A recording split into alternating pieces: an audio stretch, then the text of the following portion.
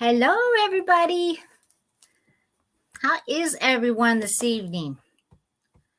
Finally got my computer, got finished updating.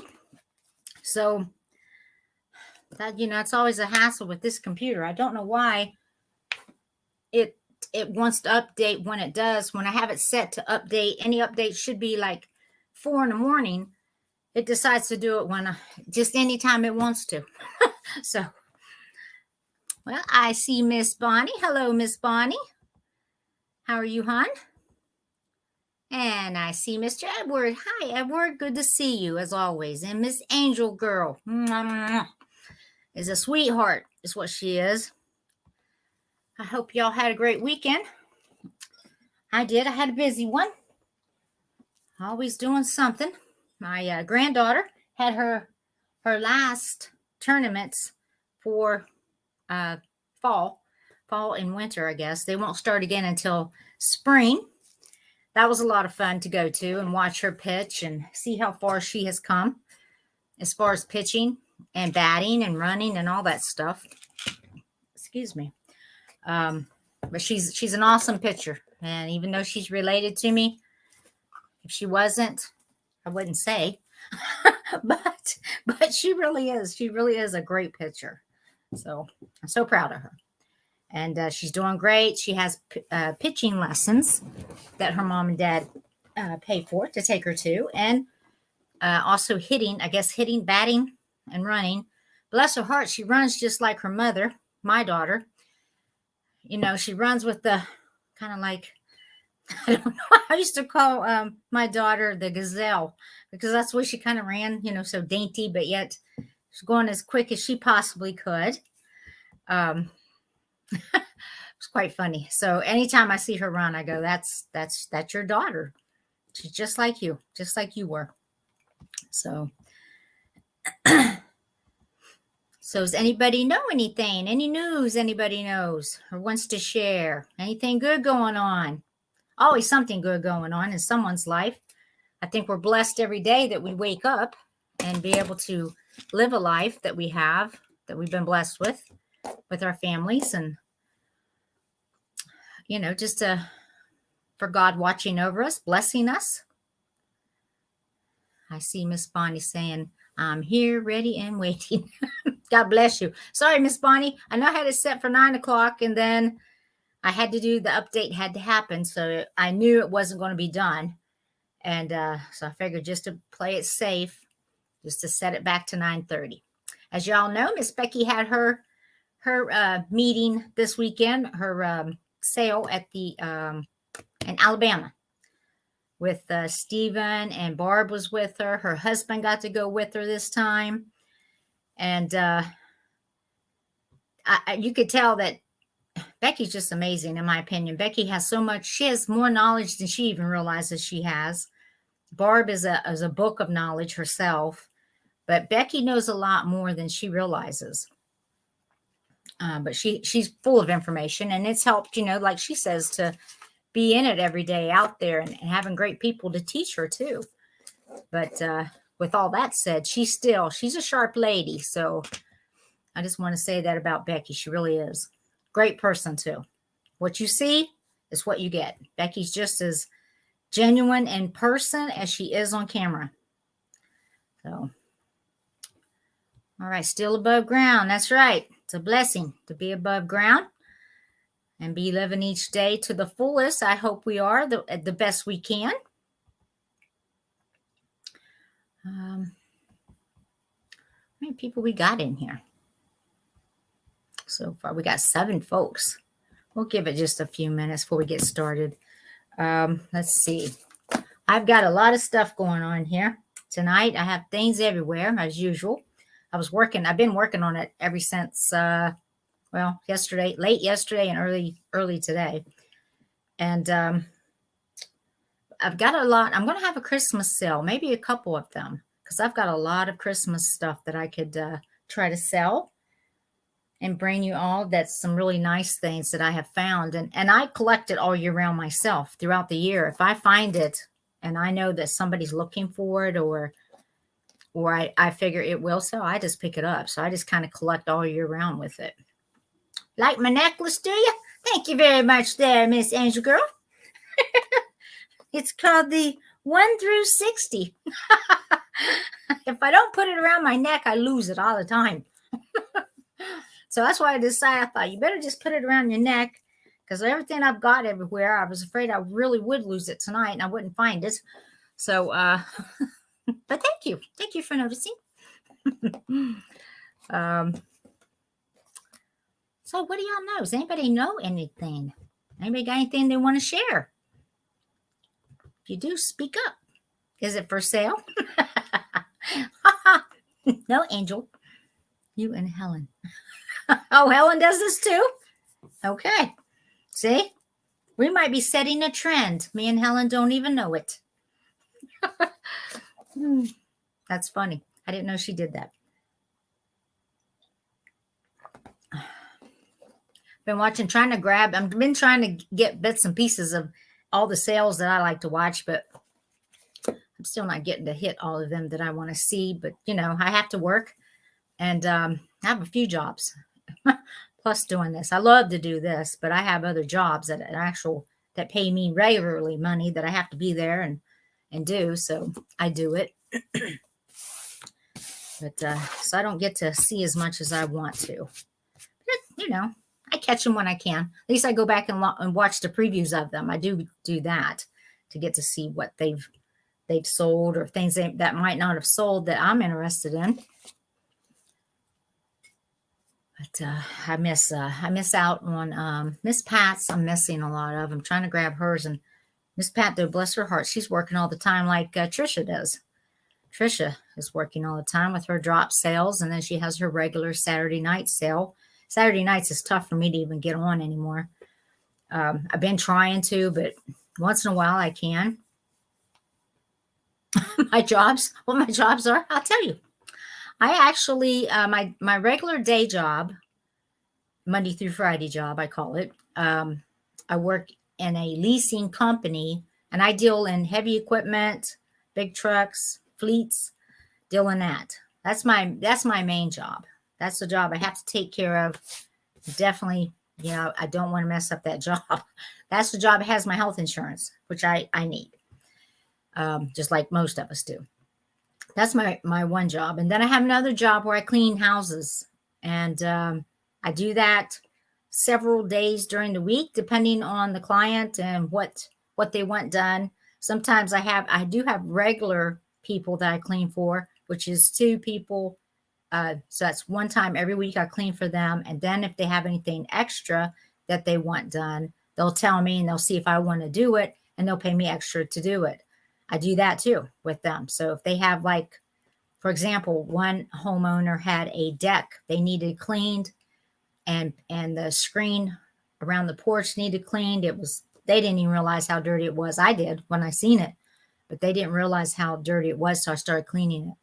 So that was that was a good size deck, a screened in deck that they had. So I worked on that to make extra money with them. And then another job I have that I've recently picked up that I do is a telemarketing type job where I'm, one of these annoying people that will call. And depending on what the program is at the time I'm working on, I will call them to either sell stuff, remind them to vote, just a million and one things that these programs they have. It's just amazing to me how they do this. But I get to work from home to do that, which I really like. I work from home on my Monday through Friday job, except 2 days out of the week I have to go into the office. We were solely at home to begin with, but then now that things improved somewhat, so they started us back 2 days that we have to go in a week, which is not bad. I was doing every day, and we had been trying to get them to allow us to work from home long before COVID even happened, because I've been with them going on 15 years now. And I've been trying and trying, because I drive such a distance to get to my work. It's like an hour and a half in traffic to get there. Same to get home. Of a morning, I can do it in maybe an hour and 15 minutes, depending. But evening time's even worse. It's just an hour and a half any given time. Hey, Maria. Yes, long time no see. Good to see you, hon. Hope you're doing well. Glad you're here. Welcome. So that's the jobs I have right now that I do. And as those jobs maybe progress or change, I'll change with them. And then I do this, of course, on the side. But like I said, this is kind of like this is my fun stuff to do for me. Besides spending time with my grandchildren and going to all their sports events, I enjoy doing this. This is the stuff that I love, that I've been raised around, and I adore doing it. I love sharing it with other people, things you find, that somebody might be looking for. So this is kind of like my fun stuff for me. Yeah, a little bit of a workaholic. I guess you could say that I am a little bit of somewhat, because I do have trouble winding down and relaxing sometimes. So working kind of helps me get that out. A lot of times I have to work till I am exhausted because I do have insomnia. So that doesn't help that I have that. But, a lot of people have that. It's just something you deal with in life. I don't complain about it too much anymore unless I'm really, really tired. Then I'll complain. But yeah, I stay pretty busy. And I like it that way for me. I've always been kind of a workaholic my whole life, whether it be raising kids and taking care of my children and working. I did both. And I've just always stayed really busy and working. It'd be hard for me to be a stay-at-home person for me. I did try it one time, I have to admit. One time I was going to do it. I was going to try to do it. I didn't last a week. It was terrible. And I felt bad. And I was like, dang, I can't do this. Not that I didn't love my children. Loved them. Took care of them. But I needed more than that for me because I had my anxiety is a little high. And sometimes. So I have to work that out for me. Just part of it. But anyhow, so that's what I do right now, Miss Angel.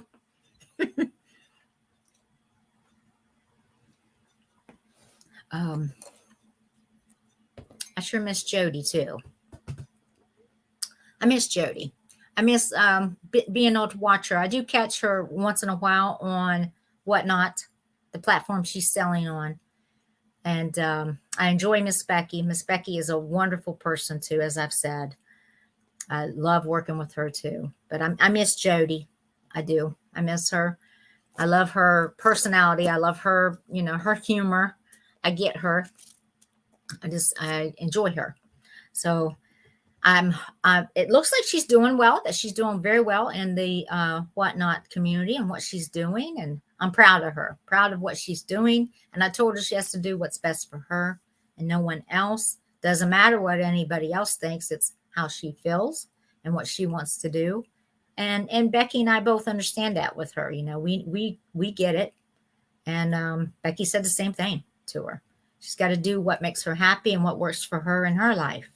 So, yeah, I do. I miss her. Yeah, you don't like the Whatnot? So it's different. It's a little different. I can watch it. I'm okay to be a buyer on Whatnot. As far as a seller, I was going to try to do it. I got approved to do it. But I was like, I don't think I really want to do it on there. I think I enjoy my YouTube community more right now. And I don't mind the invoicing and the packaging. Yeah, it takes time to do it, but I don't mind it so much for me to do it. So I think I'll just stick with my YouTube community that I work with. I enjoy it. Okay, Miss Bonnie has something she wants to share. My son was diagnosed with stage 4 lung cancer in March and was given a grim prognosis. I praise the Lord for the healing he has brought to my son thus far after chemo. Well, amen to that, Miss Bonnie. And I know that is a scary, scary thing. I'm sorry to hear that your son was diagnosed with stage 4 lung cancer, but God can heal him too. I'm a firm believer in prayer and healing, and I've seen God's miracles, and I've seen the things he has done, and I believe in the power of prayer. So if everybody would, who pray, please do pray for him. that he will make a full recovery and not have such a grim prognosis. The chemo, I'm sure, is hard on him. Chemotherapy is very tough to go through. Anybody who's done it knows. I sure didn't enjoy it. And it was, it really does take you down a notch or two. Yes, thank you, Angel. That's great. Yeah, what's his first name, Bonnie, if you don't mind letting us know? Yeah. Yeah, it's a tough thing. My brother had that. My youngest brother, he had, when he found out he had, and a lot of times with lung cancer, that's when they find out, is during that final stage or third stage, because that is a hard one. I think that as far as gives them, I guess, symptoms and just catching it in time. He lives here with me. It is hard. His name is Tyrone. He has gained 18 pounds. He hasn't had chemo for a few weeks. Wow. Well, he's gained his weight back. I would say that's pretty quick. He hasn't had chemo for a few weeks. How often does he have it? Hey, Spirit. Great to see you. Hi. I'm so glad you're here. Does he take the chemo was it every week or every other week? Or I know with mine, I had to take I had what they call the lighter dose one time a week. Let's see, wait a minute, how did it go? And then heavy dose every other week or every third week. Every third week, I had to have the heavy chemo, the 4.5 hour one. And then every week in between, I had a weekly chemo treatment that was not as what they considered a heavy one. Once a month initially, he had it. Okay. Well, you know what? We will definitely keep him in our prayers. He's only been getting Keytruda now. Did you mean to say Keytruda? Is that something that I should know about? Is that a drug of some sort? I guess is what I'm asking. Or is that a typo? Not sure. Hey, Aaron. How are you? I haven't got to see your show in forever. I was just sitting here talking about it. I don't get to see everybody or their show anymore. Not as much as I want to. But I know you're probably still on with Miss Trisha and Miss Sue. I know she has that Friday evening show. That's an immunology IV drug. Gotcha. Okay. I see, Bonnie. So that's helping, huh? It must be. If he's gaining back his weight like that, that's phenomenal. Really.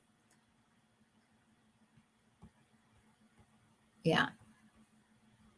Yep. Spirit, that's what my younger brother had. That's the type of cancer he had. And he passed away from that. He just turned 50 when he did pass. And a terrible, terrible cancer. I just hate cancer.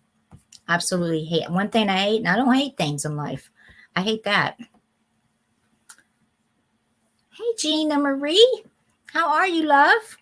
So good to see you. I'm glad you're here. Yeah, you're doing well then, Aaron. I'm glad. I'm glad that you're doing well. I know you're staying busy. Good things happening for some people. That's awesome. That type of drug that they have. And they seem to be really coming out more and more with drugs that are actually working. Like, even though the chemo I had was a tough chemo I was on, it made me very sick. A lot of side effects to it. Still, I wasn't as sick, I think, as I could have been. Like, if it had been 15 years ago, I probably would have been a lot worse. May not have worked as well. So they've come really far with treatments for cancers. And it's amazing to see. I have, mine's a hereditary type of cancer I carry. And it is HER2 positive gene is what I carry. My aunt, my mother's sister, she has the same gene. I kept asking what hers was. Nobody seemed to know. Finally, she tells me she's older. Now, she's lived a nice full life having what she's had, and she's been through many episodes of it coming back. She's had the breast cancer. She's had lung cancer. She's had colon cancer. Was there any other one? I think it's all of them that she's had. Yeah. He sees his doctor this Friday. Oh, he turned 50 in April. How about that, huh? Well, God bless him. I sure hope that things continue going well for him, and tell him to try to live each day to the fullest that he can. That was my way of looking at it when I found out I had cancer, and I had to treat for it. And I just took it as so many things in this life we complain about that just don't matter. And that's one thing I really learned, that, you know what, a lot of things just don't matter. The main thing is your family, your health, of course, your family's health, and the love we have for one another, just to be good to everybody. That's always been my thing. I've always been good to everybody until you show me differently. Then I just wouldn't have nothing to do with you. But I'm always like, be kind to everybody, be good to everybody. Don't make fun of anybody. I don't believe in any of that stuff. And I think we're all the same. We wear different hats, but we're all the same. We're all people. Yeah, they have. Oh, wow. Really, Spirit? Wow. I'm sorry to hear that. That's right. Love is the only thing that matters in the end. That is the truth. And I'm like, you know what? We're supposed to be happy on this earth. We're supposed to be kind to each other and love one another. Why is that so hard for most people? Not most, a lot of people. Why is that so hard? I just don't understand it. I see a lot of meanness, and snarky people. And I'm like, why be like that? Oh, wow. Really, Angel? 5 weeks after ovarian cancer diagnosis. See, that's what I'm saying. A lot of times the cancer, some of these cancers, they're not found out until it is too late. With my brother, he had the small cell. He had longer than most people as far as when they caught it. He was still in stage 4, but he did all the treatments. He did everything they told him that he needed to do or try. But the type he had, they said, it's very hard to treat, and there's no cure for it, of course. So he knew he was in for a battle, but he did everything they said. And it's still, in the end, it didn't work for him. It just wasn't meant to be. It's the way I look at it. Oh, Bonnie says, I cannot even begin to tell you how much all of you in the YouTube community have meant to me. I don't feel so alone now. Oh, that's great, Bonnie. I'm so glad. Never feel alone. We're all here. I feel for each other. Yes. Cancer is also, on the rise. Unfortunately, it's been on the rise for a while. But like I said, they do have better treatments now and a lot better outcomes for a lot of cancers that people wouldn't have lived through before. So, but cancers, there is a lot more cancer news to be. I used to talk to the nurses when I was at chemo about it, that there'd be, you go in and they have all these chairs and where you have to be, and for your IV infusions, and every chair would be filled, and I'm thinking, my goodness, every time I went in there, once a week I was in there anyhow. But on that 3rd week, when they did the heavier type of chemo, it just amazed me how many people had cancer. And the nurses said, yeah, they see a lot more of it, more and more. Yeah. Yep, it's a hard thing, but like I said, I believe in power of prayer. I really, really do. And I've seen God answer prayers, and I'm sure a lot of you have also. So I do believe in God and the healing he can do. Definitely. So with that said, we will go ahead and get started. And I'm going to set up, like I said, I'm going to have a Christmas sale. I'm thinking I'm going to try to do it. Probably, I might try to do one day this week. Just nothing but Christmas. And I'm going to tell you what I have. A lot of it is new stuff. That's exactly right, Spirit. That's right. Big yippee for those who have triumph. Yep. I have a lot of new things. I have new items, not vintage. I do have vintage too, but the Christmas sale is mainly going to be new items, brand new items. I have kids' toys, games. I have stuff for men, women, every age. I have a big supply of that. That's going to be part of the Christmas sale. It's brand new stuff. It's not stuff that's been used, brand new.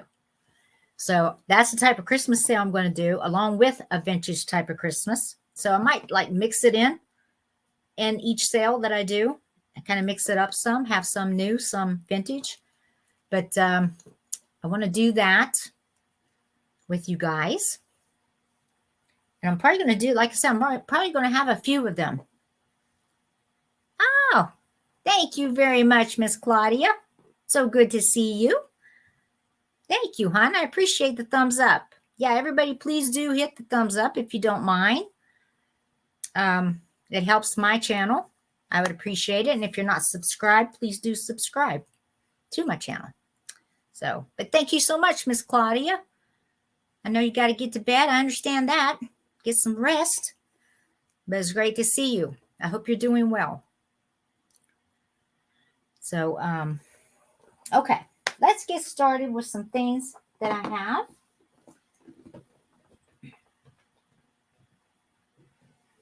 This is one thing that I have found that I was very, I love this. Let me see if I can see if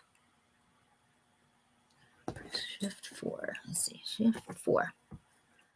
So now there we go. Trying to make this right. I can see a little better. Hey, Miss Helen. So great to see you. Spirit. I know, right? It's like we haven't even had Halloween, which is tomorrow. And here we are right into Christmas. But it's true. It goes like that. And, better now than later, I guess. Great to see you, Miss Helen. I hope you're doing well, sweetheart. All right. The first thing I have is this. I have this vase. Now, you can see the yellow in it. There it is. That's a good spot right there. It's got flowers. I need to look and see what this is because I have not looked it up. Yes, Miss Helen. This is my necklace. I hear you have one too. I said I called this necklace the 1 through 60 because if I don't keep it around my neck, I'll lose it. So, and then Miss Bonnie had said, you have the same type of necklace that you wear. I said, well, that's because we'll lose it. Well, I know I will for sure. What did I do with my, there it is. Yeah, it's better to be kept around my neck than to lay it down because every time I lay it down, then I have to be hunting for it. Hey! Oh, thank you, J. Mart. I'm glad you like it. It's a new trend me and Miss Helen's going to start called the 1 through 60. That's what mine is. Hopefully hers is a 62.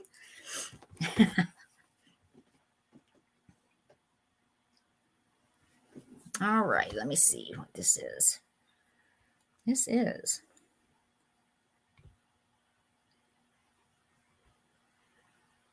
there we go. This is closer. Okay, Bohemian Crystal. That's what this is. A Bohemian Crystal vase. You can see how thick this is. This is a beautiful vase, and it does have some weight to it. I would guess just this by itself is going to be close to 2 pounds easily. It's got the yellow and flowers and the markings there. There's nothing on the bottom of this. It does have some scratching on the bottom. I don't know if that'll pick up, but there is some. Maybe if I hit it in the light right, I thought it might pick it up. There's just some light scratching. I mean, it's nothing bad. There's no nicks, no chips, no cracks in this at all. We'll start this out. If anyone's interested in it, we can start it at 30 for this. And I think it's well worth that. I think it's a great price on this, actually, for this type of, I'll set it up here, for this type of crystal vase. Like I said, it's got a little bit of weight to it. So by the time I get it wrapped and boxed, you're probably looking at 4 or 5 pounds easily. I'm going to give you a height on it. Oh, thank you, Miss Claudia. You're so sweet. Thank you so much. Very nice to say.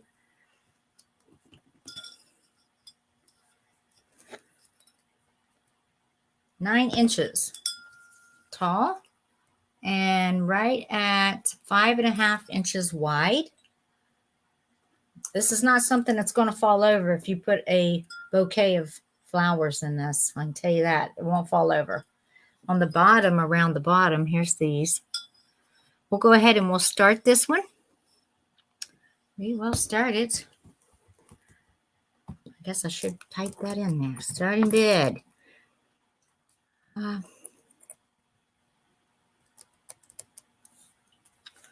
trying to remember. Okay, we'll start it at, what did I say?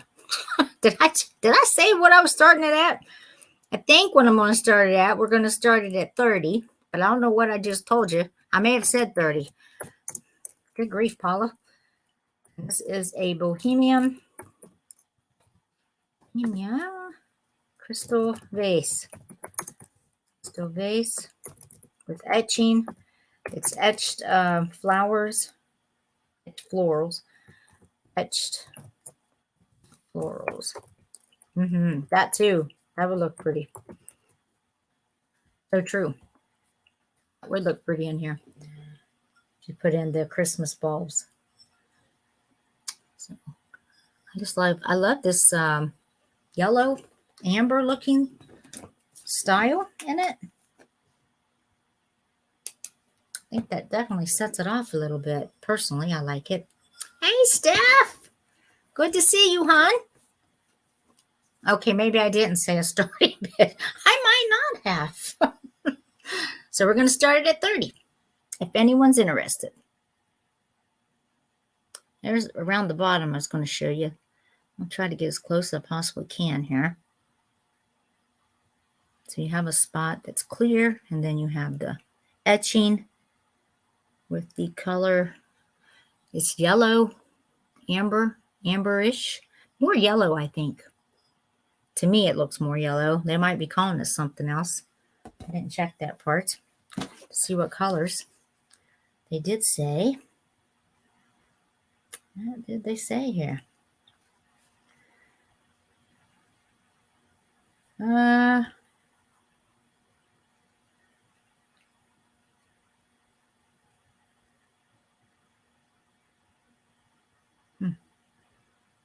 they don't.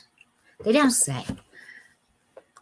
But they have other ones too that have different colors in them. But this just happens to be, I call it a yellow.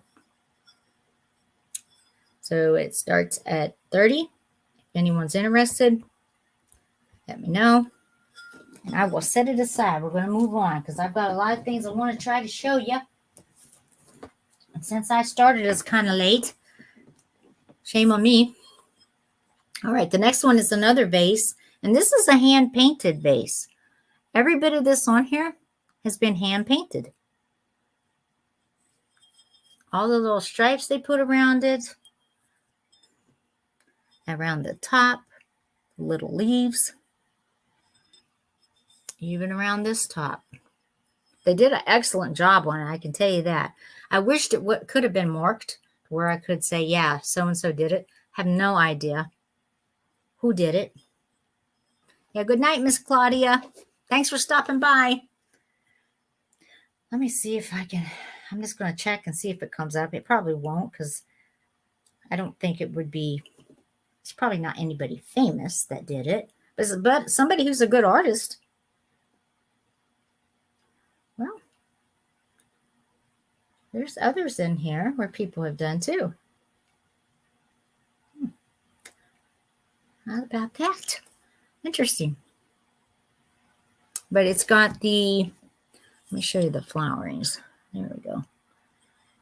Here is the flowers. They did it with the green and then the brown stems.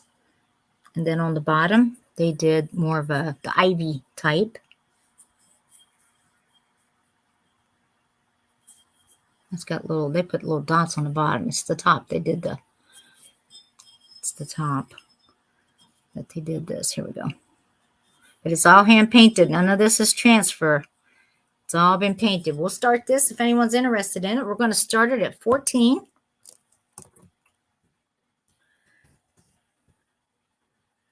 Start it at 14 for the hand painted base. Oops. So the colors is green, brown, and a light tan. I just like the way they did this. They did a great job on this, I think. Steph saying hello to everybody. Good to see you, Miss Steph. So proud of Miss Steph making it to her 1,000. I always knew she would. 2 3/4 wide at the mouth of at the top up here. You're going to be able to probably put in, depending on the size of the stems, you could probably put in here, I'd say a good 4. If they're even, good size stems. And this is 7 inches tall. You're welcome. So it starts at 14. It's got the scalloped edge around the top. I like the paint that they did on this. They did painting around the top. They did painting around here as far as the lighter tan color. I like the way they did this. Oops. The lighter tan, the little vines. And then the green. Green, I don't know what you would call this, but it's looks like floral type. I just like the way they did it. I don't know. I just think they did a great job on this. But it's not marked, so I have no idea who did it. So that starts at 14. And we're going to move on.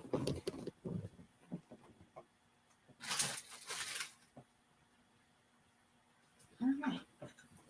Here's another little, this is a little trinket box.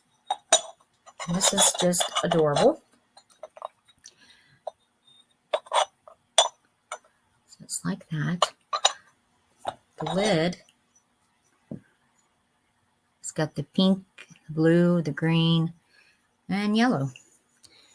Now, I checked this for any cracks or breaks or anything. The only thing I seen that stuck out to me, but yet it's been painted green. I don't know if this was done when they made this or if someone who had this did it. But right there, that's broke off as far as the leaf. I mean, it's not real noticeable, but I want to point it out to you anyhow. Other than that, all these other pieces are fine. That's the only one I've seen that looks like a break to me. Everything else is just the way it is. But pretty, the way they did this. It's painted blue. Got the blue around it. Around each little ribbon. And pink in the center, yellow on the side with the green. Very cute. And then, of course, it's got the, not sure what this design's called, but pretty, embossed typed all the way around. It's cute. Now this is actually 4 inches wide, long, and we're going to say 3 wide. So 4 inches long, 3 wide, and right at 3 3/4 tall. It's footed on the bottom. There's no markings on the bottom of this. I just want to show you the inside. I did clean this because it was pretty dirty now. This is the bottom. So it's got the 4 feet. There's no chips, no cracks in this at all. Cute little trinket box. Be a cute little gift for somebody or just for your own, just to sit on a dresser. This is going to start at 11 if anyone's interested. So this one starts at 11 for the trinket box. And I'm just going to put trinket.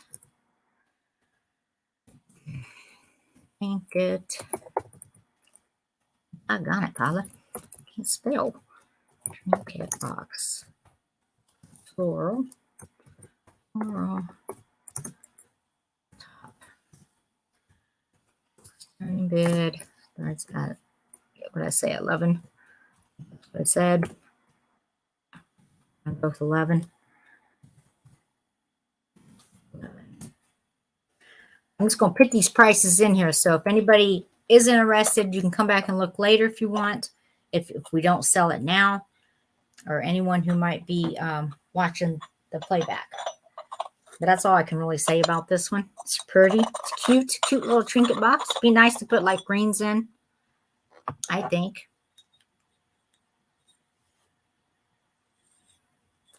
You know, one thing I just noticed on this, and I want to make sure that this is not broke. I don't think it's broke. It's just got a, it's not broke. It does have like a outline of the inside of the foot. Let's see which one it is. Right there. Right up in here. But it's not like, I wouldn't call it cracked or broke, but it's like where like maybe they pressed in the whatever they do on this. I can't think of the name. But anyhow, looks like that's where some of the cracking away from it came. It's not actually broke, because this would be the side in correspondence with that foot. So yeah, it's not broke or cracked all the way in, but on the inside there's just, it's like a little hairline crack of where it looks like they like pressed in for the foot, you know, for these feet. And that's what it looks like to me. So other than that, I just want to point it out to you though. Hello, Miss Kathy. Good to see you. Glad you're here. So this will be $11. Will be the starting bid on it if anyone's interested in it. And I'm going to set it aside. Like I said, I want to try to keep moving. I have my chair caught. Try to keep moving on some of this stuff.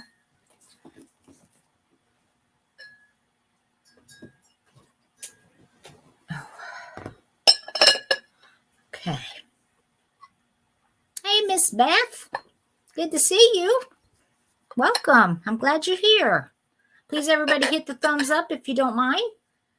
And also, please subscribe if you're not subscribed already. And next up, what we have is a fairy lamp, a clear one.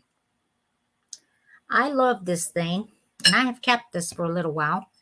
Just because the way it looks when you put the lights in it, I just love the clear glass, I guess. Hey, good to see you.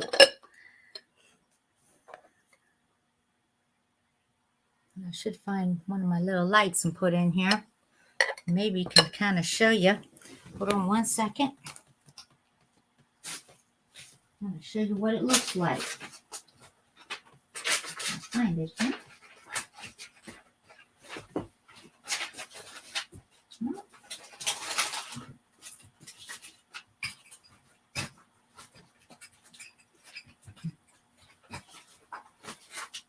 There it is. All right.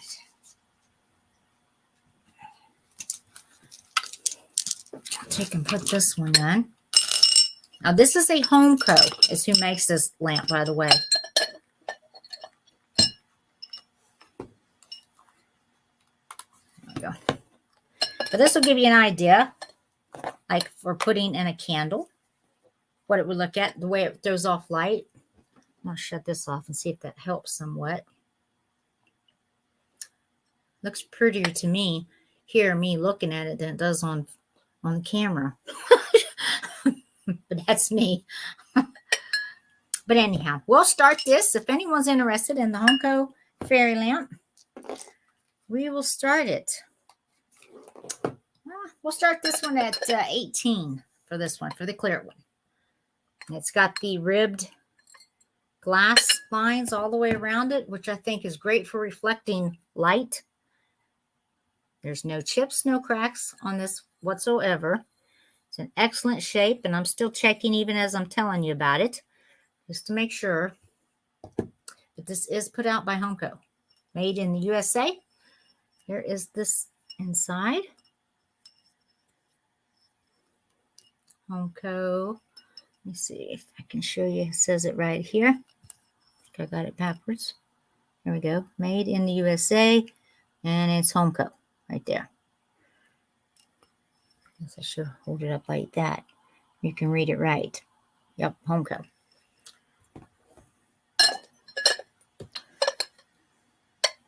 So if you're interested, it does look like a bird cage, don't it? Let me give you the height on it. Yeah. All right. The height on it is 7 1/4 inches tall. Thank you, Miss Beth. 18, is that what I said? And then the top opening is 2. Yeah, the bottom part is 4 1/2 inches wide. That's this part. And then this would be 4 1/2. So 4 1/2 and 4 1/2 would be, that's not, it takes off some because of it's got that lip it sets on. So, right. Miss Beth is at 18. I couldn't remember what I said. I'm going to have to start typing it in before I put it up because I can't remember. So this is a pretty one, though. It will be beautiful, I think. Clear glass lets off a lot of the candles that you put them in and stuff. They're just, I don't know, I just think it's so pretty. This is a nice one. It's got a little weight to it. It's not like what you'd call like a light-weighted type of fairy lamp. It does have a little weight to it. I mean, it's well made.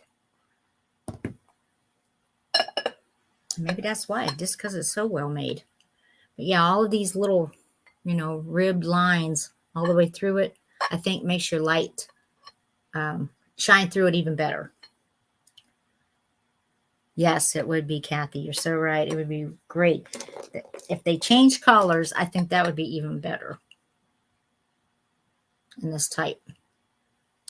So if you're interested, get your bids in. Are you saying 18 or did I say 18? Are you just telling me what I said? You're not bidding, correct? That's what I was thinking. I was trying to remember what I did say, and that's what I was thinking I said was 18. Yeah, if you had the changing, and this here I don't think changes colors on this. I think this here sets to...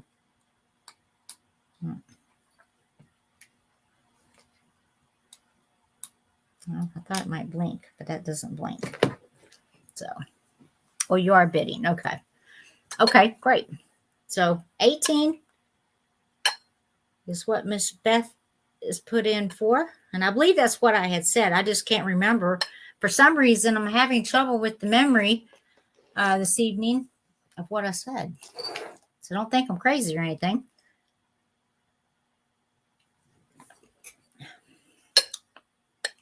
So we're going to go ahead and count that down for Miss Beth. And we will put in going once.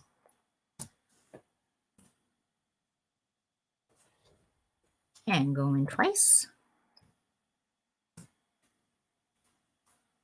If you want to bid. Yeah, I know. Make fun of my own self. So I said, I want you to think I'm nuts or anything. Guess it's just been a long day.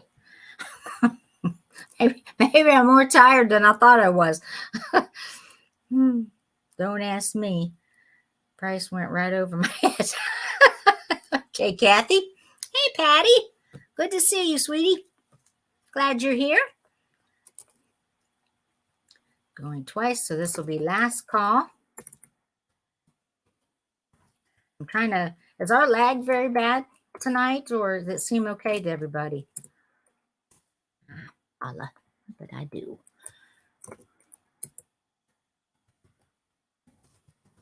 Call. Do last call. I just put it in there. I'll show this one more time in case anybody wants to try to jump in.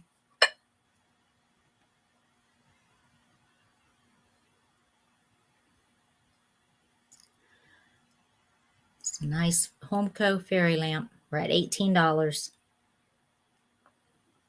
It's in perfect shape. Clear glass. Seems okay? Good. And we are going to say sold, sold, sold.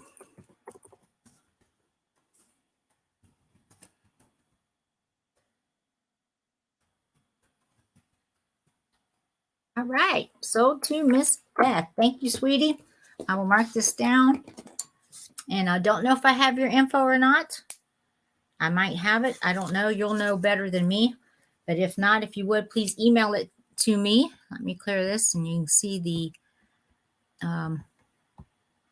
right there's my email address below my picture. Just send that to me. Okay. All right, please do. Just send, the regular info, your name, your YouTube name, email, address, of course, all that stuff. Okay. We will put that aside for you.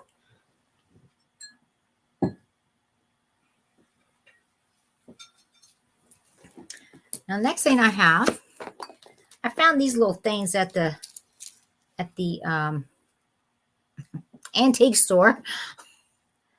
Somebody made these, of course. These are just lovely. This is the type. This was made in 1994 because they wrote it on the bottom. I don't know who made it. They didn't sign it, which I thought would be cool if they would have. But they did put the year that it was made. All of this is all handmade. Even the little dress, they put the little pearls on it. Of course, they painted it. And on the back, it's made to look like the ribbon is made to look like the wings. This is a little shelf setter. It would set like that, or you'd set it on the mantle. That's the way her legs would hang down, dangling. I found her, and then I found this one too. Now this one, her little curly hair.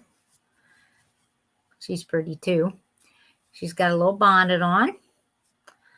And her little outfit, she's made out of a clothespin, believe it or not. Let's see if I can show you a little bit of it here. You can see like the bottom. That's the bottom part of it. It's like they took a clothespin and split it in half to make the legs. And then the top, I guess, is another part of a clothespin.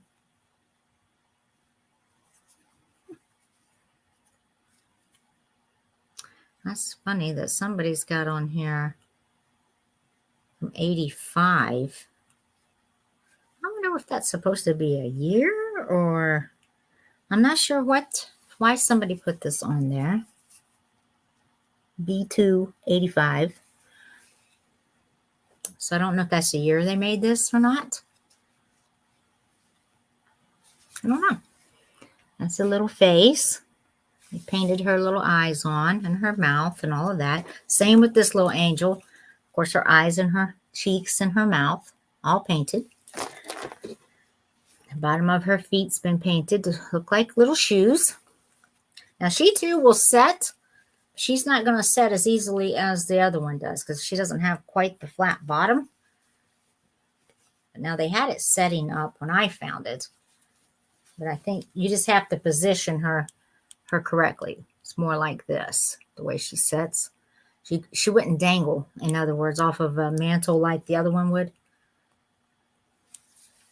So this one has, whoever made this, the arms, it's got the buttons and the little, that's what they are, little buttons that's on the string. They have the little pearl. I was going to check this to make sure. That's funny. Some of these buttons actually glow. Oh, that's way too much light, Paula.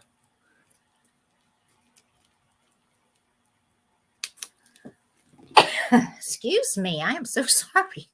Goodness. Hit me all at one time. But some of these buttons, actually, the white buttons are glowing pink.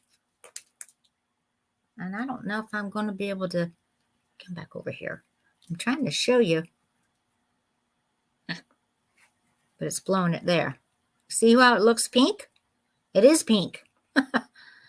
With the light, with the black light. Thank you. Thank you, Patty. We'll start these little gals out. I'm going to give you a choice. So we'll start them as a choice. Let's start them at $12 each for choice. For the little shelf sitter. This one, $19.94. Like I said, they wrote it on the bottom of it. They didn't put their name, but they did write it. It's pretty cool how they made this. So it is. With their little buttons. And her little dress. She's got buttons down the back of it too. That's not glowing, but... Never thought those would glow pink, though. That's a little bit wild. You found a bunch of glowing buttons in your collection, Kathy? That glow pink. This is the angel. And this is a little bonnet girl. This is choice, $12. Anyone's interested, I'll give you a quick measurement for height, the length of these. The bonnet girl is right at 9 inches tall. And the angel is same thing, 8 3/4. No, yeah, 8 3/4. For the angel, right at 9 for bonnet girl. Inches long. $12 each is what these will be. If you're interested, you can let me know.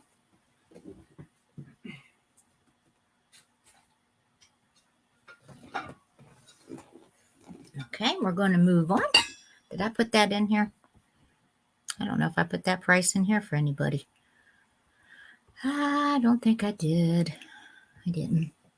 All right. Huh. Yeah, that's pretty cool. These are white buttons that glow pink. So I didn't think that would be the case. Usually when they're white like that, they'll glow like a green, a greenish color. But pink, that's pretty cool. Let's see, the starting bid on the bid 12 on the pin close pin. Good grief. Clothespin. Angel, or not angel, bonnet girl.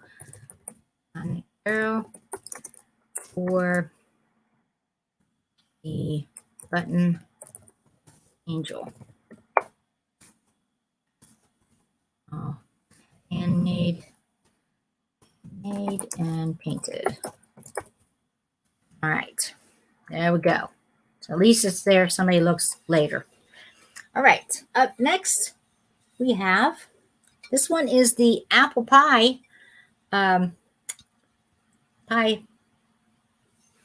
Oh my God, the apple pie dish.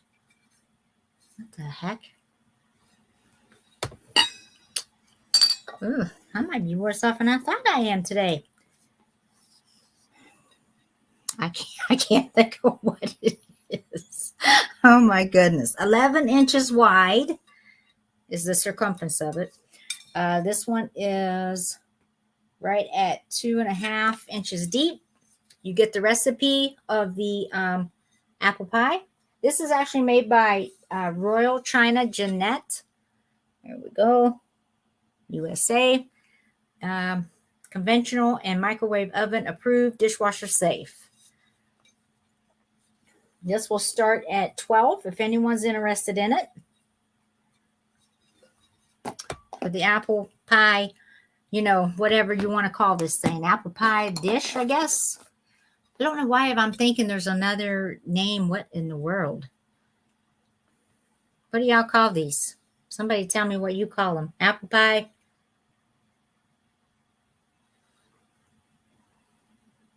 I don't know. But anyhow, has a recipe in here of how to make the apple pie. Pretty cool. These are always great for fall, I think.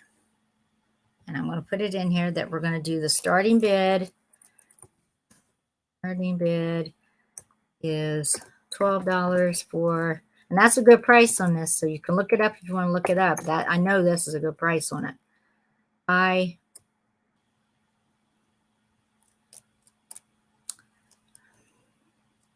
plate. I don't know. Call it a pie plate.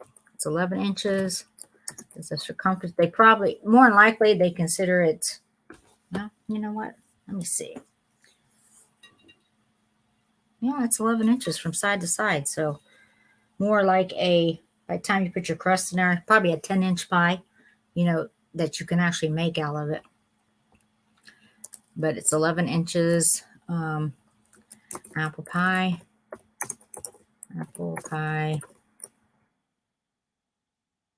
dish. I don't know what it's called. Starts at $12. This is Royal China net.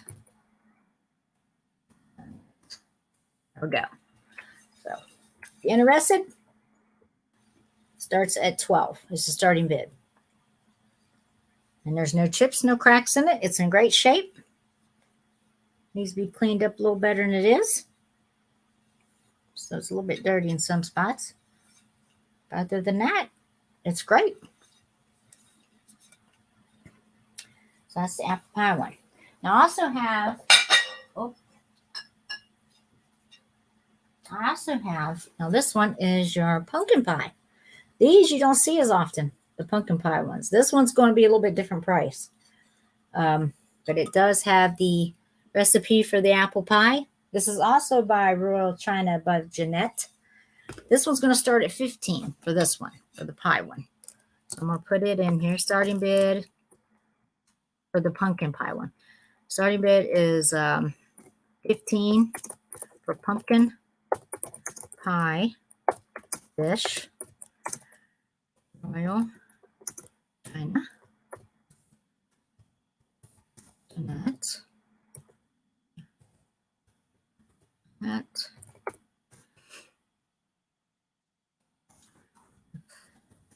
recipe. Recipes on both of these dishes, as you know. How to make them. I always think these are so cool to have these. Especially if you don't want to take the time to look it up, like in your recipe book or online, whatever. You can just look at the dish and go, right here's the recipe, how to make it. And this too is right at 11 inches. And 2 inches deep. So it's the same size as your apple pie one, except this is pumpkin cup pie. Like I said, these are more rare out there. I mean, you can find them. I just don't see these as often. Let me say that. I don't. I see a lot of the apple pies. And I see, and I've sold quite a bit of these online, especially through eBay. Of course, I sell it for more on there than I will here with us. Just because, they got the fees and everything there on eBay you have to pay for, as anyone who knows. If you know, you know.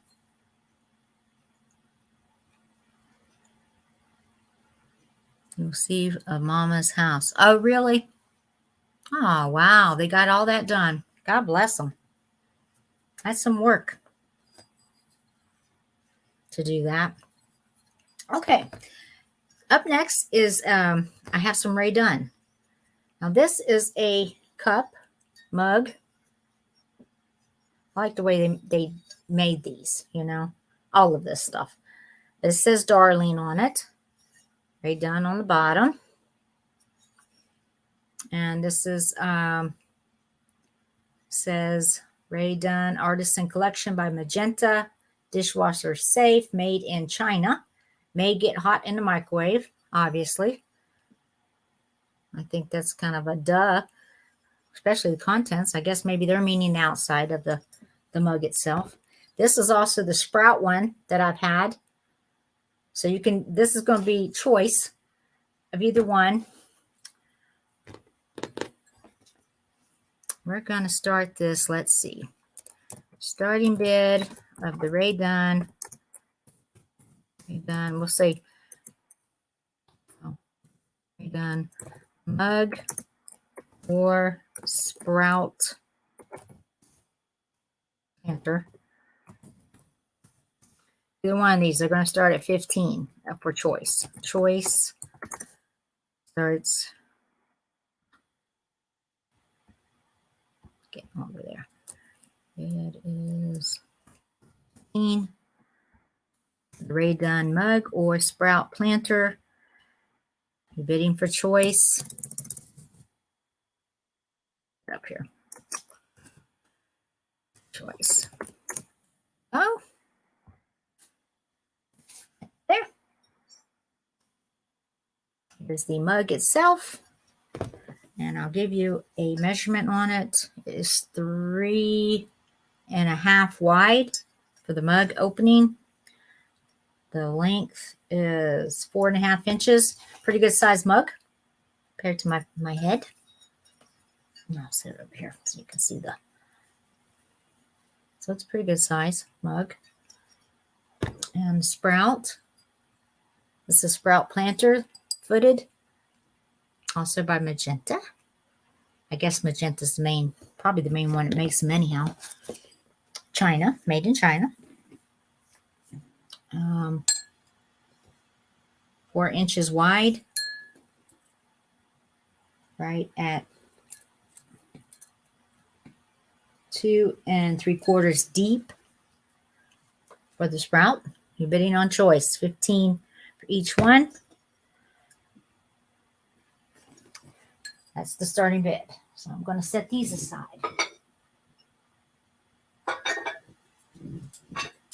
Anyone's interested, let me know. Up next, we have a leaf. It's gold gilded all the way around it. A good fall decorative piece. This also has on the back T. Morris, 1961. Right there. So, don't know if T. Morris is the person who made it or who they made it for. But 1961, so definitely age on it. And you know what? I can't sell this to you. Gee whiz, this has been broke on the handle. Look, and I didn't notice it. I was going to say, if to be from 1961, it sure is in good shape. I mean, somebody fixed it, but still, it's broke right there on the handle. The very tip of it has been glued back on. Right there. So, we're going to set it aside. I'm not even going to try to sell that because I don't want to take a chance. Something go wrong with it. Not a good idea. Sometimes you don't see the stuff till we get in these lights. I tell you.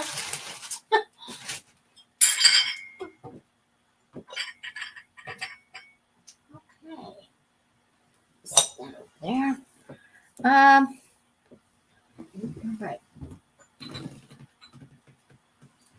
Up next, we have. Now this here is the ginger jar that I showed last week with this design on it. It's a transfer on it. It's got the gold tip and around the whole edging of the lid. It's a little worn in some places more so than in others. Other than that, though, it's in great shape. That's the lid. little, I guess that's an iris, isn't it? That's what it looks like. If you know your flowers. Sometimes I can remember, sometimes I can't. Made in Japan. This is a good sized ginger jar, actually. It's a pretty big one. I'll show you up by my head. Y'all know my head is right at 7.5 inches tall. So let's see how close that compares to the ginger jar.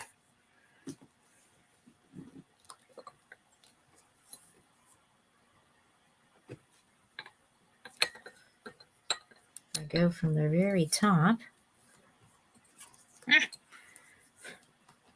So this is right at 8.5, 8 3/4. So that's about right. There we go. So the starting bid on this. Now, also, let me show you this other piece first. This here is actually the same pattern. I believe this probably did say made in Japan, but it's no longer there. But there is a little sticker there. And the only reason I think it's that is because it's the same exact coloring and everything as the jar, itself, right there. But this is a nice little platter. Just a little dirty, needs to be cleaned up. They did put some felt on the bottom. Looks like there's 2 missing. So they have 2 on, 2 not. That's what it looks like. It's a pretty good size platter dish, little dish. This is 8 inches wide, 8 inches long. So an 8x8 dish. You can kind of, it has the gold all the way around the top. It looks to be in perfect shape. So it does. There's nothing wrong with this one. So both of these are in good shape.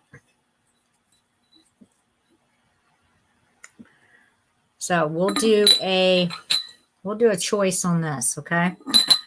We'll do a choice. Let's see. Starting bid will be, we'll do $12 choice of the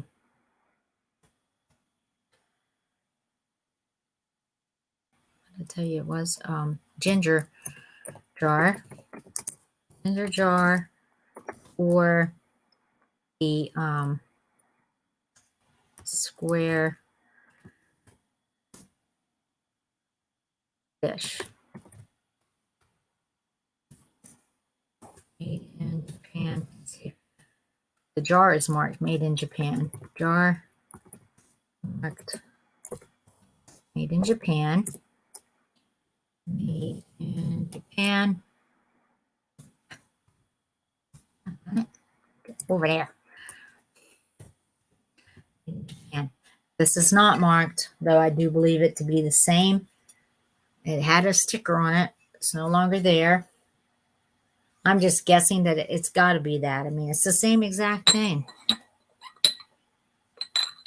Same exact thing. Same flowers, everything. So that's why I'm saying that it's got to be a made in Japan one. So the jar is marked made in Japan.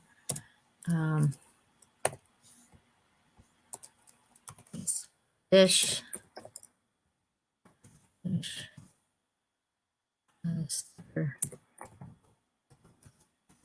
There. No longer there. Hey, Delbert. Good to see you. Welcome, welcome. Glad you're here. So here's the ginger jar. And it's in perfect shape. Here is the square dish. It's also in perfect shape. Both of them in excellent condition. And they start at $12 choice for those.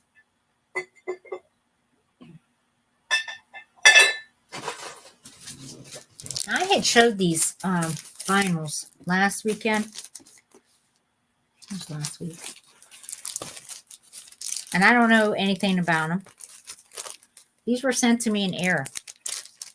And I couldn't get the person who sent them to me to give me a return postage sticker, whatever you want to call it, label. And I was going to send them right back to them. They wouldn't do it. They just would not send it to me. I don't know if it wasn't worth it to them, or because when they mailed these, they mailed them to me, the wrong person. I didn't purchase these. But anyhow, these are going to start. You're going to start these at $10 for all of them. You get them all. And maybe you know the titles, maybe you don't. This is the name of this band. It looks like Bread. Guitar Man is the name of the album. Somebody had $20 on it at someone's booth. Let's see. Produced and arranged by David Gates. 1972. This is. So, I mean, they're definitely vintage records. So I'm going to do a starting bid. Get them all the vinyls. These are 33s. All the vinyls, which are 33s. So starting at, bid, we're going to start at 10. I'm just trying to get rid of them, to be honest with you. I don't need them. I don't even know nothing about them. I mean, I guess I could really research them and look them up, but I honestly don't have time for all of that. I was just trying to get them back to the rightful owner. You know, I even said, give me a prepaid label to where they should have went. I'll send them. Nope. So I was like, okay then. All right. This one is by You're a Big Boy Now, the Lovin' Spoonful, performed by the Lovin' Spoonful. That's the name of some band. Maybe you know of them, maybe you don't. MGM Records. Let's see. Music composed by John Sebastian. Performed by the Lovin' Spoonful group. This, I was trying to see if I could find a date on this one. It's got to be, I would say 60s or 70s, one or the other. Metro Goldwyn Mayer. Yeah, I don't have I'm not seeing a date. And someone had asked me last week, hey, are these in good shape? They are. Nothing wrong with them. I think if I remember right, some of them had a few scratches on some, but nothing deep that wouldn't allow it to play. Publishing company. Yeah, I don't know. Vinyls 33. So you're going to get them all, and they are 1, 2, 3, 4, 5, 6 total. All vinyls, which are 6 of them. Let me put that in here. 6. These are 33s. Get them all. Yes. Yeah. Yep. Someone else told me that too. Delbert. Someone told me that last week, I think it was, that she would be the person to talk to about it. But I figure if I'm selling them off for 10, I can't be going wrong for somebody. This is by Tom Rush. Take a Little Walk with Me. Somebody had $2 on his album, so maybe his isn't worth as much. This is Elektra Records, New York City.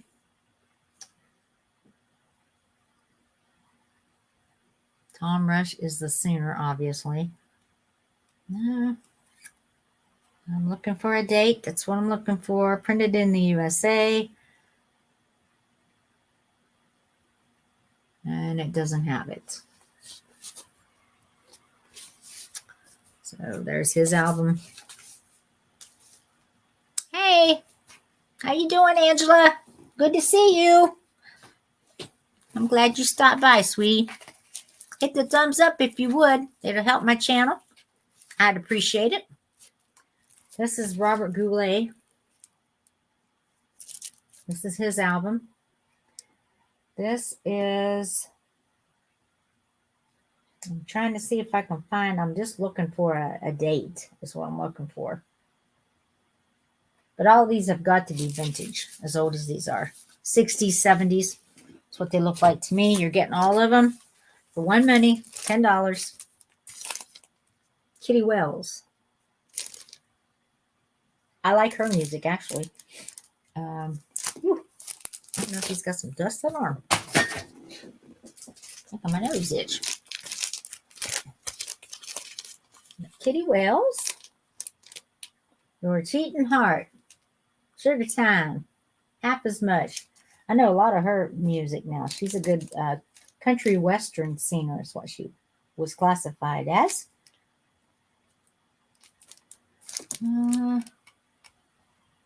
Yeah, of course, there's no date on this one for me to tell you either.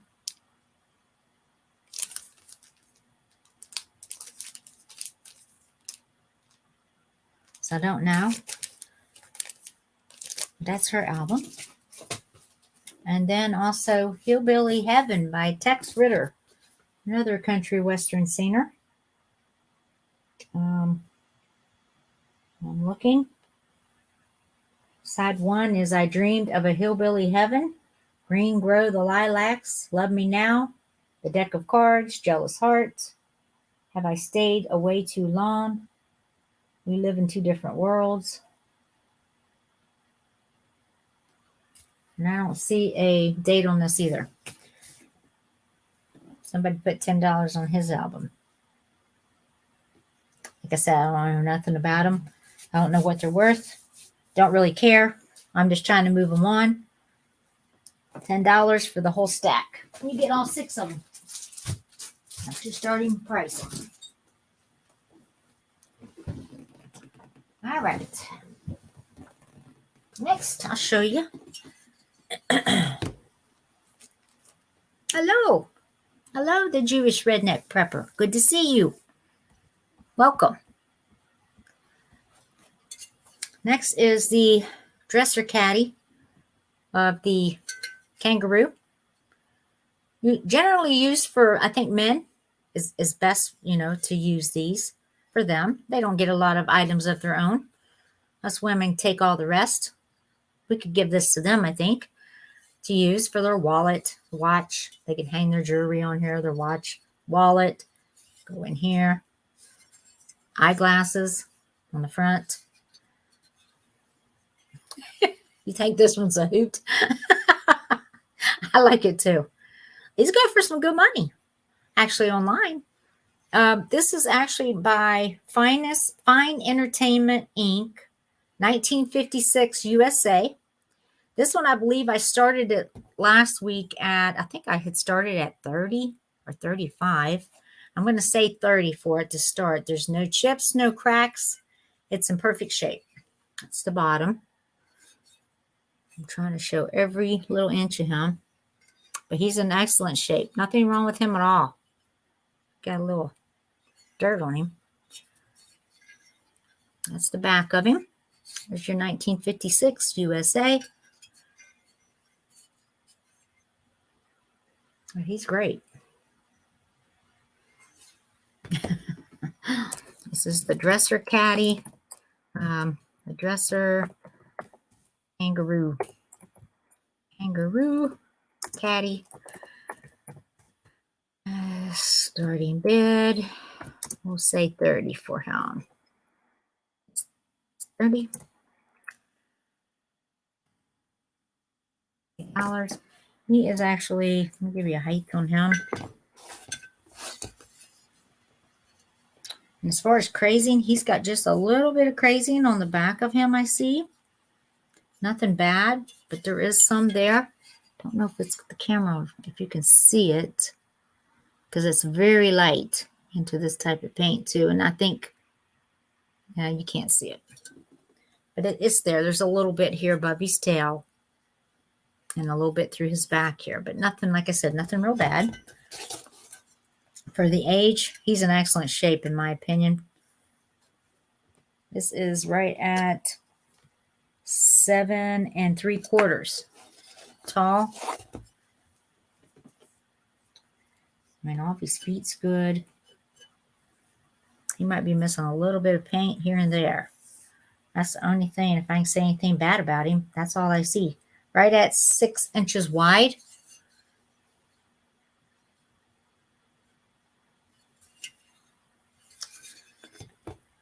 Okay.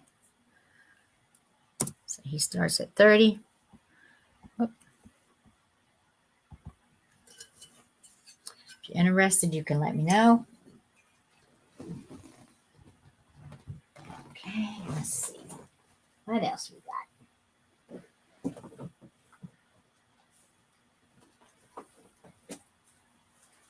I'm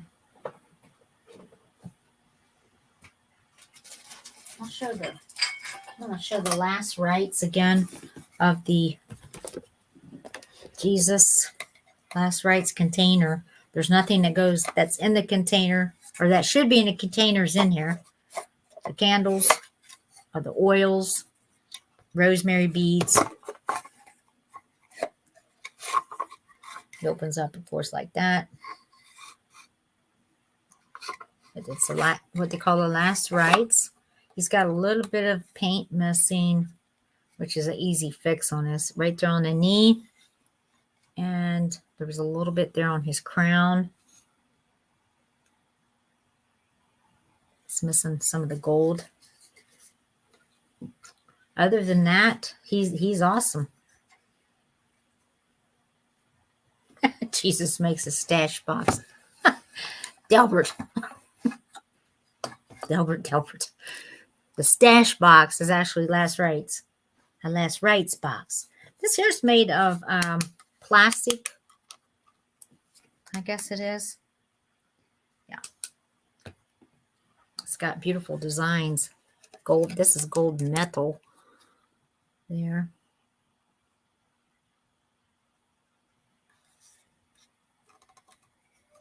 It's just nice. Just a nice little box.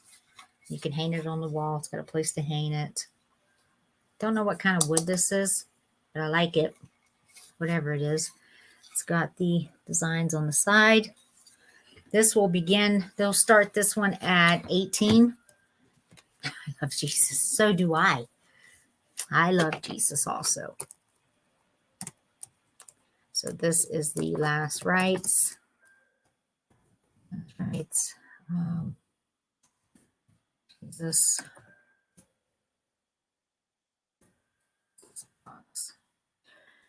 Like I said, there's nothing that goes with it that should be in it. Like someone was saying, candles, oils, possible rosemary bead.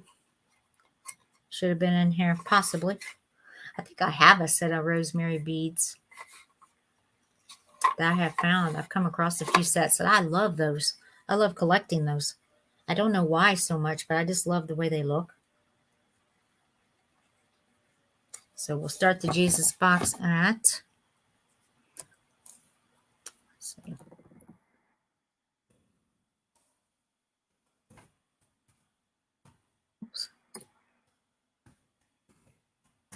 in bed,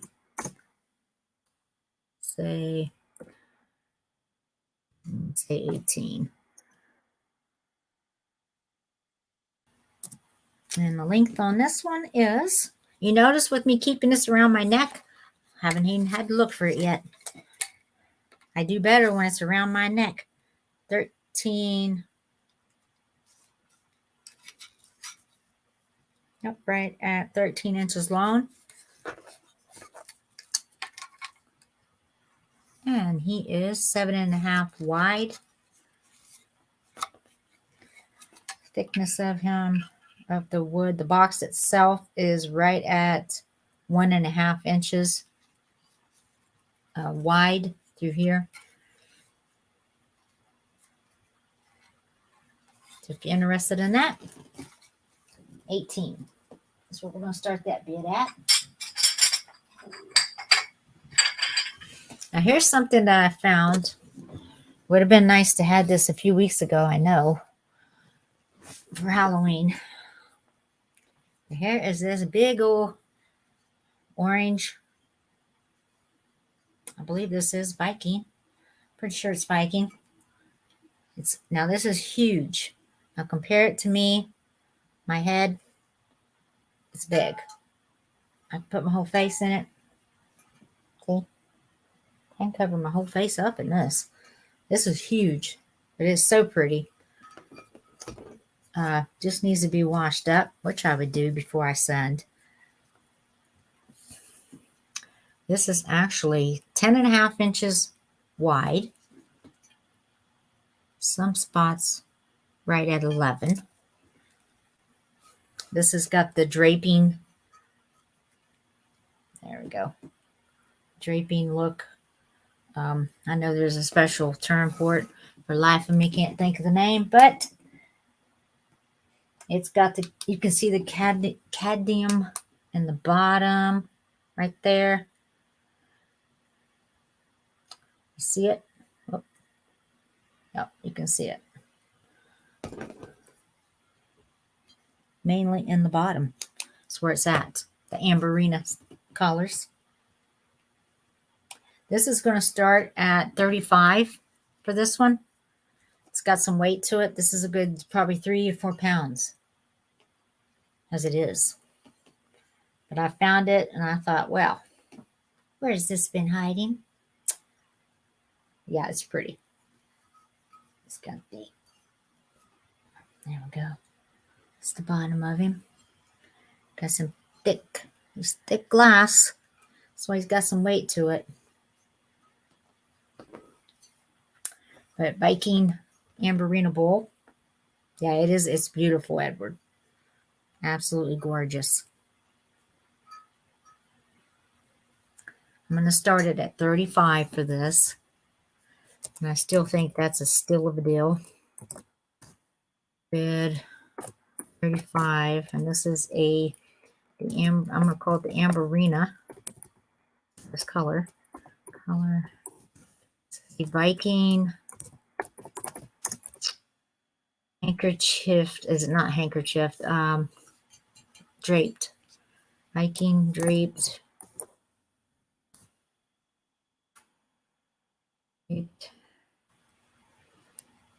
3-footed or 3-toed, however you want to say it.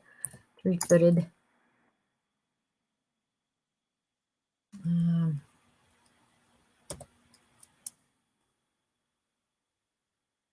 Fish. Like I said, it's got a little weight to it. Probably 3 or 4 pounds. It's not light. And it does glow. The cadmium on the bottom. There it goes. You can see it. Yep. Right through there. I move my fingers. You probably can see a little more of it, but that's the best I can do with it. There's no chips, no cracks in it. It's in perfect shape.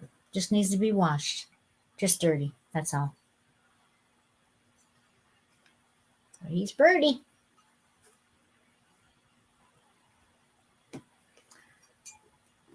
All right, so I'm going to set him down because he's getting a little heavy. I'm sitting back over here. And so if somebody's looking at it later, if they're interested, they can let me know. But it's going to start at 35. All right, up next is a ham and mushroom flying umbrella. Oh, is that what they call that? That style? Or that's what it kind of looks like. Yeah. Yeah, I don't know the technical term for it, but it sure is pretty. Ham and mushroom flan. And this also has the recipe on the inside of it. Now this is, I'll tell you, right at 7 inches wide. Depth of it is 1.5 inches deep. So 7 wide, 1.5 inches deep. We'll start this one we can start it at 11 for this one. Oh no, you made it up.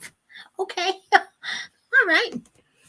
Yeah, I was going to say, I don't think it's called that, but you know, I could be wrong too. I don't know.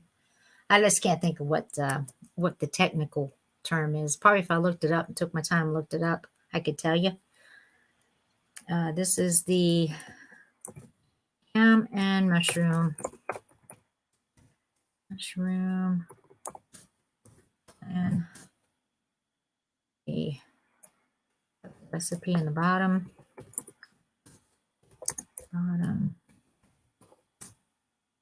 Starting bid on this is going to be 11.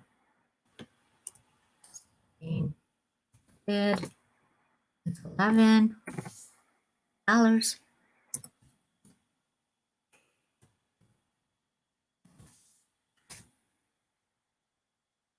And this is 7 inches. 7 feet. 7 inches. There we go. It is by, what did I say, 1.5 deep.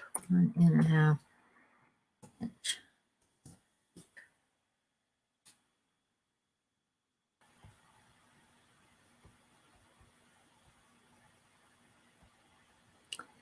All right. So that starts at 11. Anyone's interested, let me know. Perfect shape. Nothing wrong with it. There's chips, no cracks. It's got a few little, I guess, light scratching. Of course, it was used. I mean, they used it, you know. I may have to try this stuff. I don't sell this. I may just go ahead and try this recipe in there. I love mushrooms anyhow. And ham. Who doesn't love ham? Or at least I love ham. Okay, we'll set this one aside. Now, the next thing I have is, let's see. There is a Build-A-Bear. Build-A-Bear puppy. That's what this is. It is a puppy dog.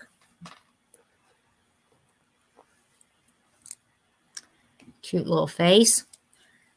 He's got the actual clothes on here are also Build-A-Bear clothing. The jacket, the shirt, the pants, the boxers that he's got. He's got bear boxers. How cute. His tail. So these are the you know, official type clothing that goes with these animals. This here shirt says rock, how does that say? Rock and roll music 1997. That's what it says on his shirt. So the jacket comes off and then you have the t-shirt underneath for him. And this little hood you can put on his head. These little ears through it. There.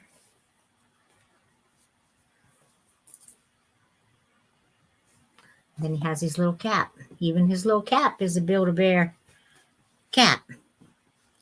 Yeah, he looks kind of cool there. But he's in great shape. There's nothing wrong with him at all. Perfect. We're going to start him at 15. If anyone's interested in him, I'll put his cap on backwards for now.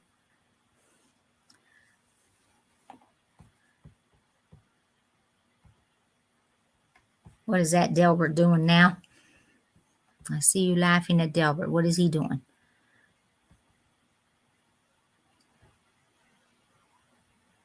Don't know what he's doing. I don't see anything. Oh, you do want that? Sure. You got it there, Mr. Edward. You may have it. I'll set him aside for you. It's pretty. So it is. So 18 for Edward. So last rights. Box. Thank you so much, Edward. It's lovely, isn't it? This is a lovely, lovely piece.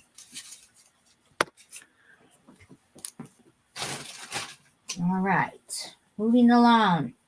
What do we have next here? We have, let's see. All right, let's do some.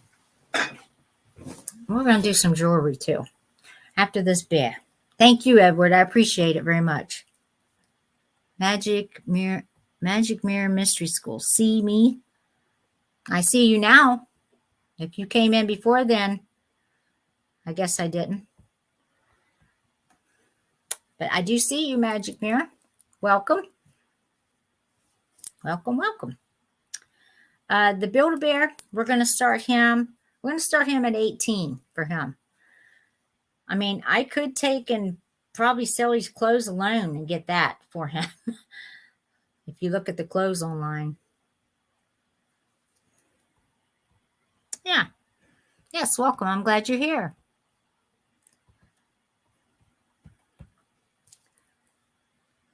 So we'll start him at 18. So it's the little puppy with all the Build-A-Bear clothes on him. He's got the little boxer shorts, boxer bear shorts, which I thought was cute.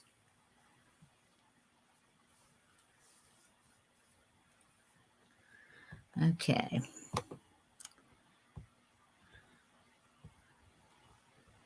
I'm not sure what you're talking about. Asymmetrical music is being pushed on you.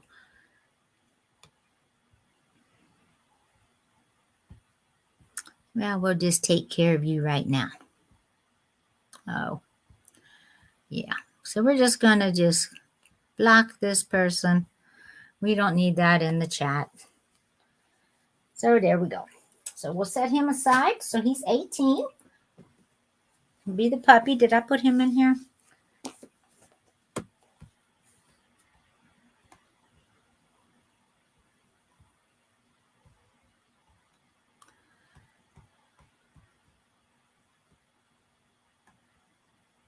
Okay. We're going to put the Build-A-Bear. Build-A-Bear. Puppy. And original Build-A-Bear clothing. Clothing.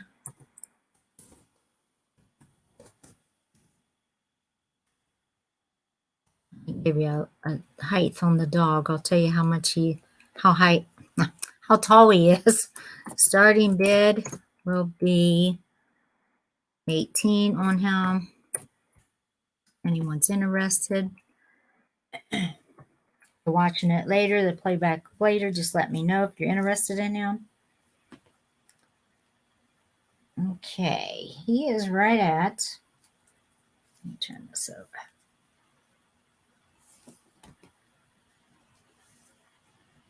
"14 inches tall. I'm not counting his tail, of course. That's just him lengthwise. You can pose him to, he can sit up on his own. So he can sit up. His little tail. I just think he's adorable. So this will be a starting bid of him of 18.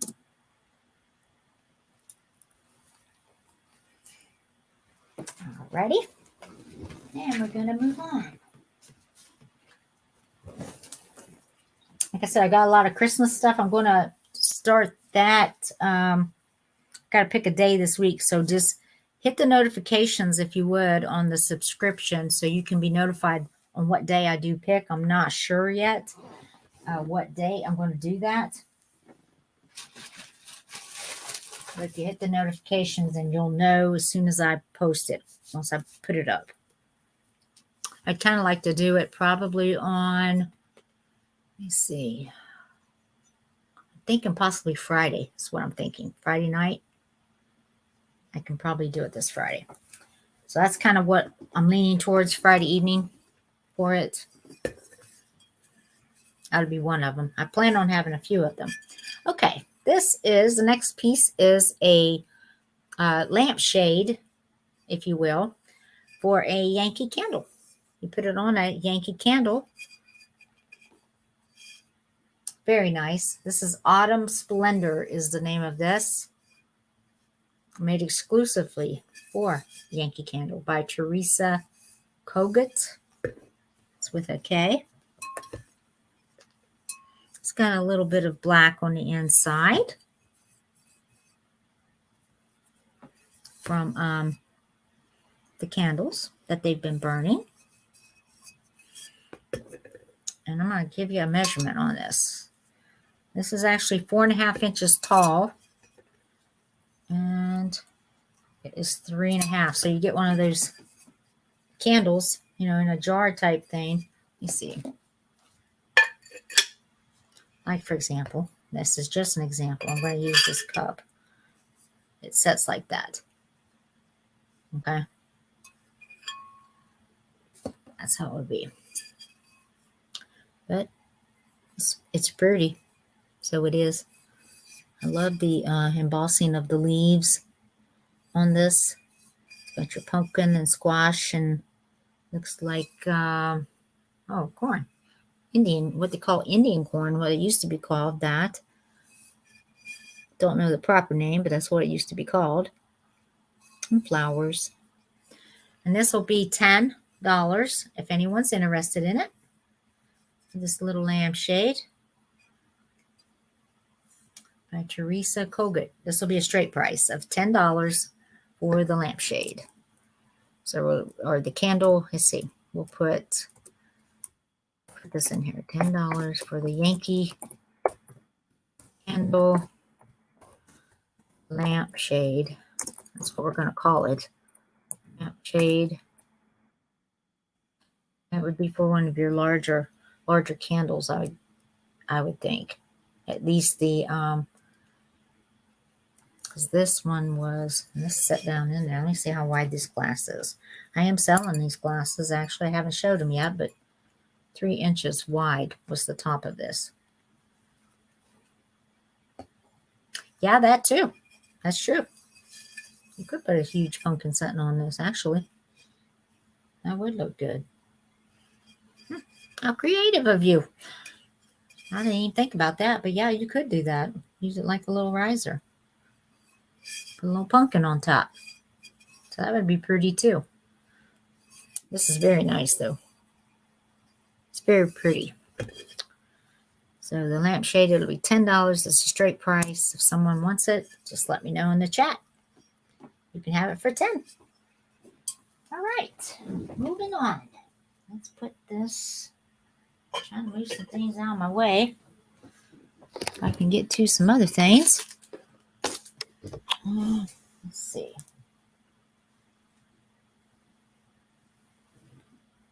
Okay.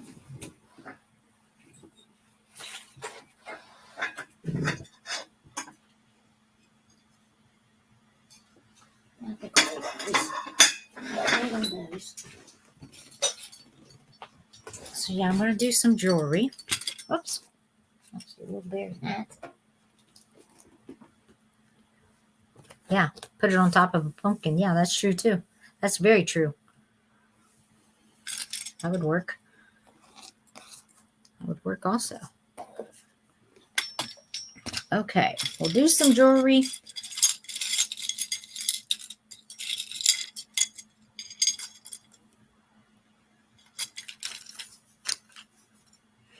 All right, let's see here what we got. And these are random pieces, of course. All this kind of stuff is. Ooh, that's pretty. This here is a little brooch. Look at that. It's got the blue rhinestones in them. And they're all there. But it doesn't glow. I was just checking to see. Like a little leaf. Kind of looks like a Christmas tree, but not. But it's a brooch. Gold in color. There, you can see the gold in it. This is the back of it.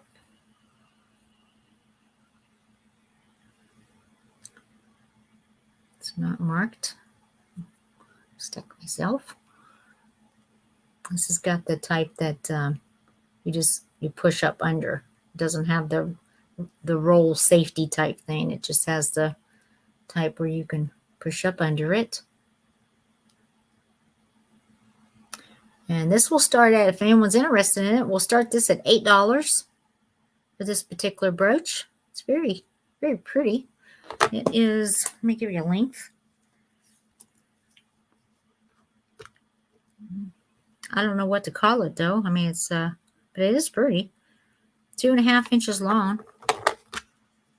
And right at 1 inch wide. But it's got the blue rhinestones with this. I mean, in a way, it kind of reminds you of some type of a leaf, maybe. Don't know. I just like the way it looks. But it is a brooch. Somebody help me remember. A peacock? Yeah, that's true too. It does look kind of like, you know what? It probably is a peacock. Yeah. You look at it for just what it is. This being the head and the body being here. It does look like a peacock. Maybe it is. I think you might be right. Actually, because that does look like it, doesn't it? Kind of looks like the feathering. Yeah. All right. So I'm going to set him aside. So, and I guess what I need to do, and I'm going to call it a peacock because peacock. I'm going to say starting at $8 to brooch. And the peacock. I like that, so we'll go with that.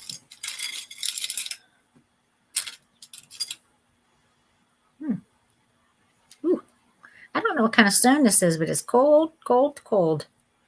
Look at this. It's a little fish. Not sure of the, in a way, it kind of looks like jadeite. Possibly. Oh, it does have a little, so somebody did put a little hole in it to where you could use it as a pendant. But it is a tiny hole. But it's there, right there. It's right in his mouth. But it is some type of a stone. Because it is very cold. Cold to the touch. But it's carved. Yeah.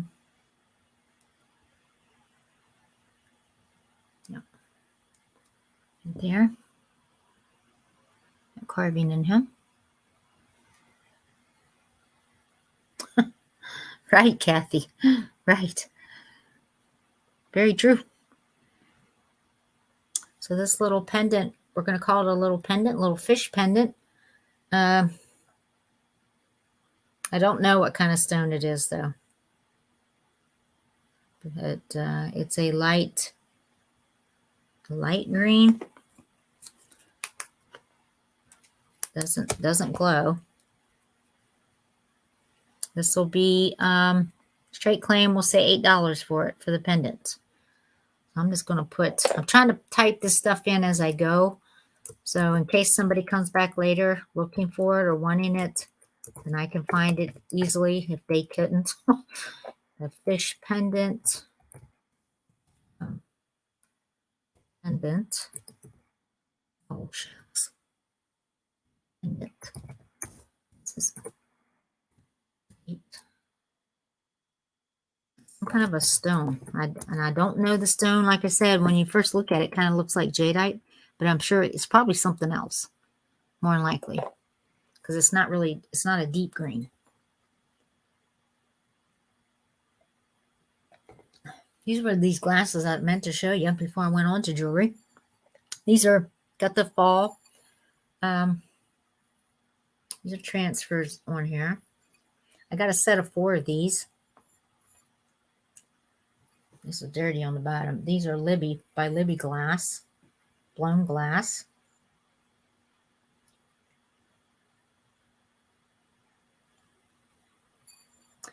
But I'm going to sell a set of 4 of these for $10 if anybody wants them. And all four are just exactly the same, just like this. So we'll do $10 for a set of 4. I'm going to put that in the chat real quick. These are a set of 4 Libby fall leaves.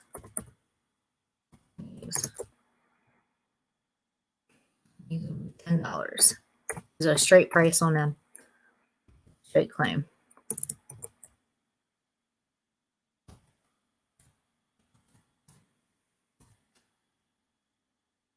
Give you a height.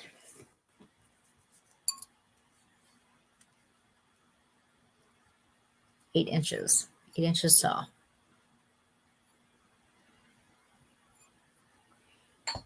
Oh, yeah? Cool.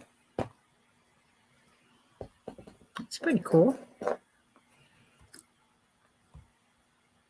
In their sales department. Good for her.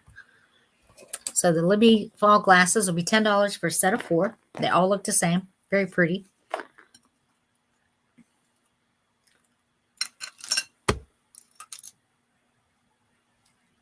Oh, wow. Really? Goodness. I didn't know they was worth that.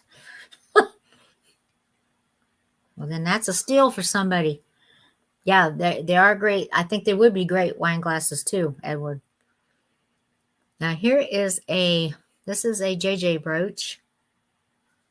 And this is a cat with rhinestones in his crown. So cute.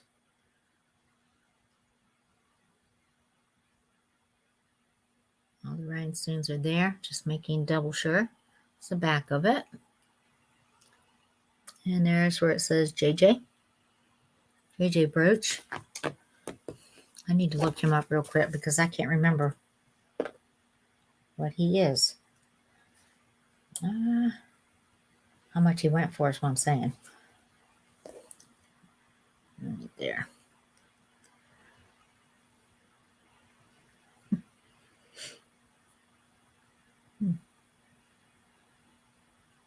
Okay. I see. I found one. Someone's got it priced at $29 for him.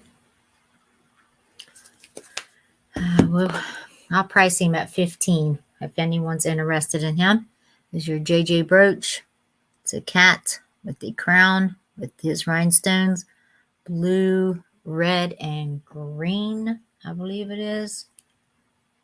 Blue, red. Yeah, blue, red, and green. The JJ brooch. I'll put that in here. JJ brooch.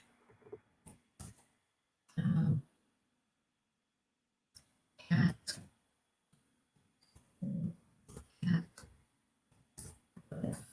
Crown and rhinestones.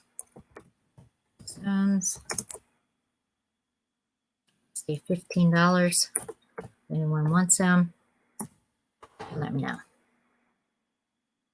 Looking back later, if you're watching it, that's what he is. He is, and there's the back clasp. He does have the little safety clasp on him. Right there.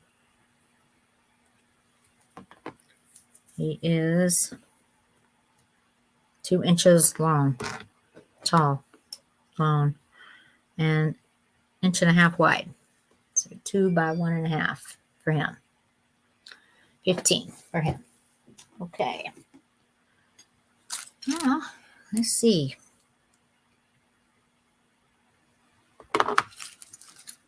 Here's something pretty. This is a gold cross.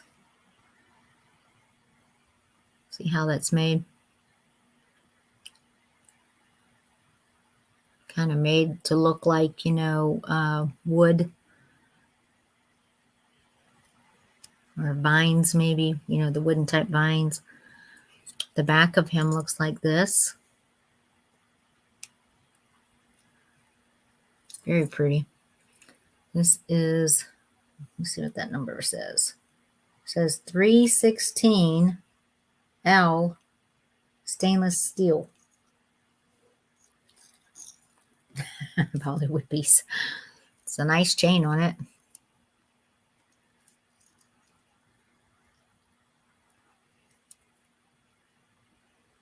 Very pretty. It's pretty. And length on him.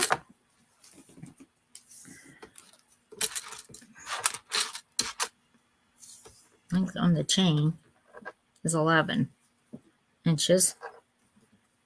Whole entire piece itself. Chain down to the end of the cross is right at 13.5 inches long. This will be $12 if anyone's interested in him. Very pretty. Very pretty the way it's made. So he will be $12. So $12. The gold cross and chain. Mr. T. Goodness, I remember Mr. T. You're funny. Yeah, it's kind of like the chunky type piece, isn't it?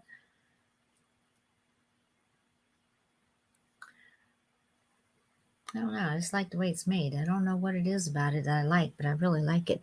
This is kind of like the filigree type on the back, you know. I mean, you can see through it. You know, the way it's got some, like on the cross itself, it's got the holes in different spots that you can see through it. I don't know. It's pretty cool. You're keeping me awake. Am I putting people to sleep? I know it's getting a little late. It's 11:30. We've been on here now, well, right at 2 hours, haven't we? Wow. Well, that time has went quickly. Goodness. All right, and here is a cameo piece, which I think is lovely. I love the way this is made. Now, I do believe someone made this.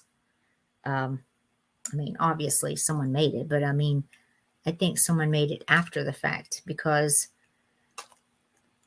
even though, look at this. Let me show you the detail on this first. It's got a nice little jewel there. Looks like a piece of amethyst is what it looks like. There is my light. Ooh. Well, that's pretty. Look at it. This has got rhinestones all the way around it. And I'm hoping I'm going to be able to show this to where you can see it. All the way around the piece itself. You see where it kind of glitters? Those are rhinestones all the way around it. I'm trying to get close enough that you can see it. Yep. And they all are there. I do not see any that seem to be missing. And the reason I say I think somebody made this after the fact of it going from an... Well, look at there. That fell right out.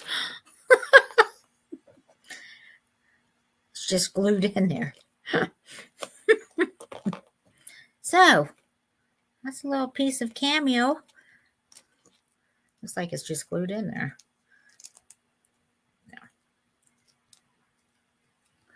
Which I can fix that. I can fix that with a little bit of hot glue. It was the 14th style. Yeah, you know, with the, you see though, how this is with the rhinestones that I'm talking about. Then it's got that little layer of pearls. Then here at the top, this is a nice little jewel that is actually proned. And it looks like a piece of amethyst to me. Now, on the back of this, the reason I say I think somebody made this, and this just kind of confirms that really, this itself used to be a brooch. And the reason I say that, because the back of it, you see, has a little hook on each side. So I think somebody took this, and they also, I think, soldered this rope chain to this piece.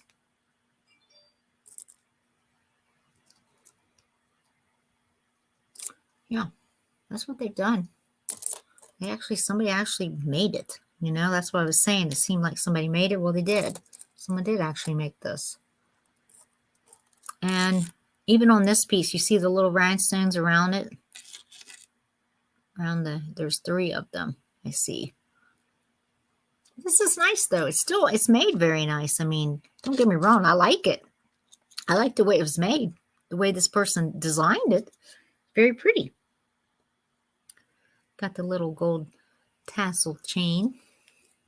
And then the rope chain itself. I mean, a lot of times you see these rope chains, you know, by themselves that are nice. This is a well-made one. Not marked. This is the end of it. Right there. And the length of this, let me give you a length. Got it around your neck, Paula, remember? All right, the chain itself is 11 inches all the way down to the bottom of the cameo itself. Just the cameo is 13 and a half. If I count down all the way down to the little tassel off with her hand. You're real funny there. Kathy's on a roll. With the tassels and all, it's right at 15 inches long. Now I'm going to fix this here. I'm going to glue this back in, and that's all it was. It was glued in. So I'm going to do that part and fix it back. I still think, even with that said, I mean, it's not like what you call a true cameo piece, but it's made to look that way. I still think it's very pretty. So it's a dainty type of necklace. It's very nice.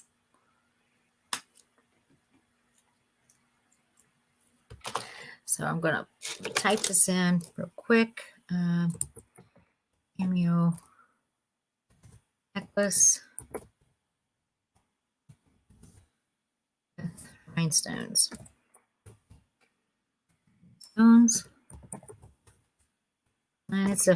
it's a homemade piece, but yet it's still a nice piece.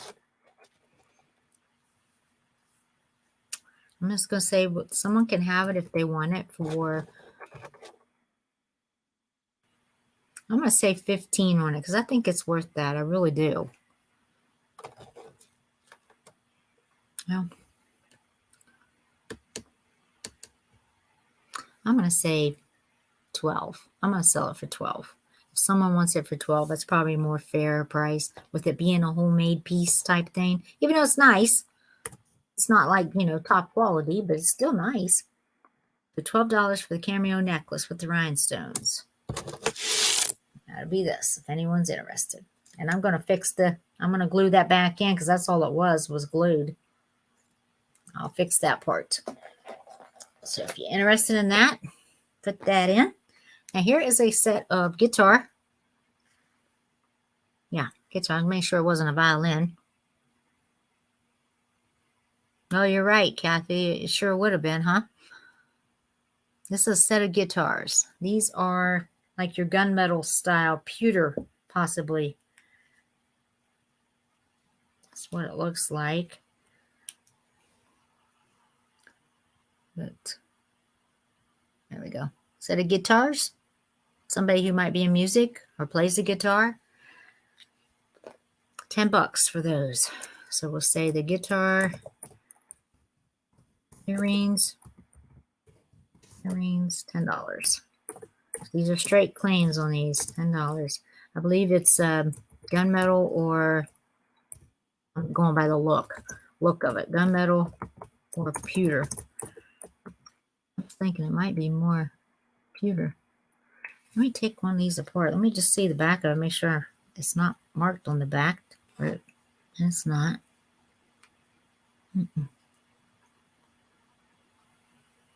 This looks more brass. It's marked something, but I don't know what that says. Yeah, I think it shows better on this without me trying to hold it.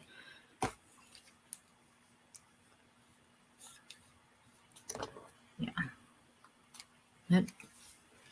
It is the little post style. $10 for them. Or pewter. A little bit of pewter. $10 for those. And here's another one. This is looks like that other leaf-like. And this has a, well, it's supposed to have a rhinestone right there. I thought it was white. But it's actually missing. I don't know if I got anything that I could fix that with or not. I'll set that aside just in case I find something I can fix it with. All right. And here's some nice pieces here. I'll just show a few more of these before we call it a night. Oh, you see we dropped down to 5 folks. People are falling off. I know people's got to work. Now this one is marked. Oh, this is a Sarah Coventry brooch. That's what this is. It's marked Sarah on the back. Right there. It is a silver color, and it looks like a flower of some sort. This one will be $10 if someone is interested in the Sarah Coventry brooch. Sarah Coventry brooch, silver.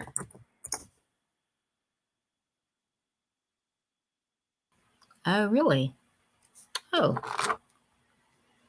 like in the whole, in this part here, they put a stone. That's actually a great idea. If you think about it, that would look good if somebody did put a stone in it, because there's room to put one in it. It's a good idea. Sarah Coventry brooch, silver tone. And we're going to say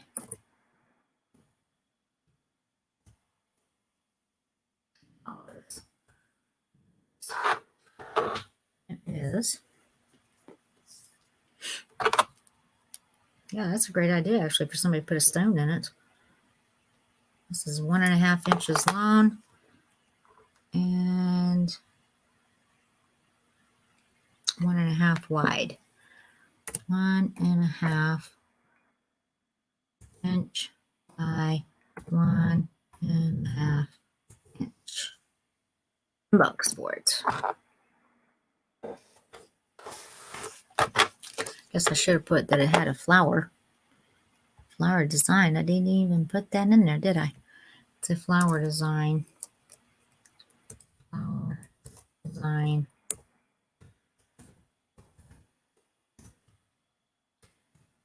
Yeah. All right, and this one is, ooh.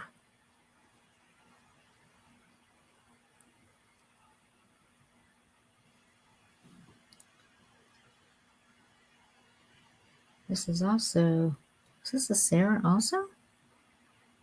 I think it is Sarah Coventry. No, this is actually made of a W. Right?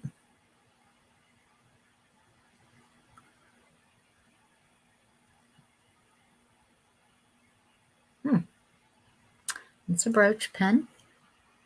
Right there. It's made out of, it's made to look like, it's a W, but it's like made to look like wood. I was trying to see if there was any other markings to it that I could describe it, but you can just kind of see for yourself. That's pretty cool.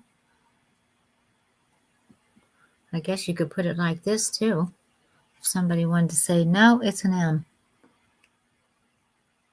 Yep. And we're going to sell it for $10. Anyone's interested in it? It is also 1.5 long, and the widest part is 1.5. So we're going to say also Sarah of, this is a W or M. Both would work right here. Okay, cool. That would, huh? W or an M brooch. $10. So your maiden name is with an M, I'm assuming. $10.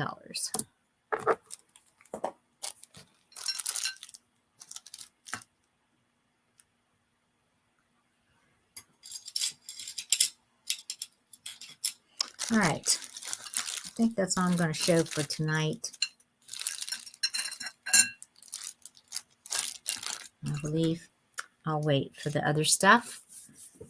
We'll stop there because, like I said, we've been going right at 2. It's a little over, well, it's 1:45 midnight right now. So I started at, what, 9:30. That's what officially I started time, even though I talked for a little bit, which I always talk, but just what I do. 10:30, 11:30. So we're almost at 2.5 hours. So we're going to call it a night. And if you are rewatching the video and see something that you want, just let me know. Send me an email. Oh, Mulligan. Cool. Mulligan. Is that like an Irish name? I don't know why I'm thinking that, but Mulligan. Nice.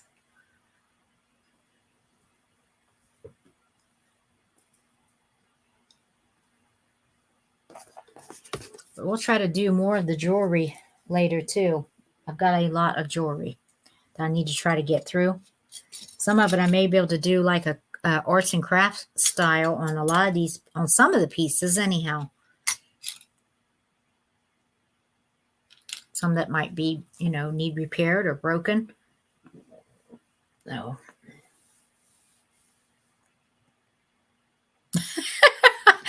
Two other people left must be asleep because only you and I are talking, Kathy. They all went to sleep when we were like, the heck with you, Paula. We're out of here. But thanks, everybody, for coming tonight. Those of you who did come, I appreciate it so much. And thank you, Miss Kathy. She's been my little pen pal here back and forth talking tonight. Oh, Edward says, I'm here. That's good. Edward's still here with us. So I want to thank everybody for coming tonight, though. I really appreciate it. Next weekend, not sure if, I'm thinking Becky may be back next Sunday, possibly. If not, it'll be me. So either one or the other, either both of us together or Jody. Hi. So good to see you. It's okay. I was talking about you earlier. How much I missed you. Oh, you've been sick? Oh, I'm so sorry. No. That's terrible. I'm sorry you're sick. Did you get my package? Oh, I love you too, Jody. I miss you. Always. I was talking about you earlier. You should have got my package by now, Jody. Don't know if you've had time to open it.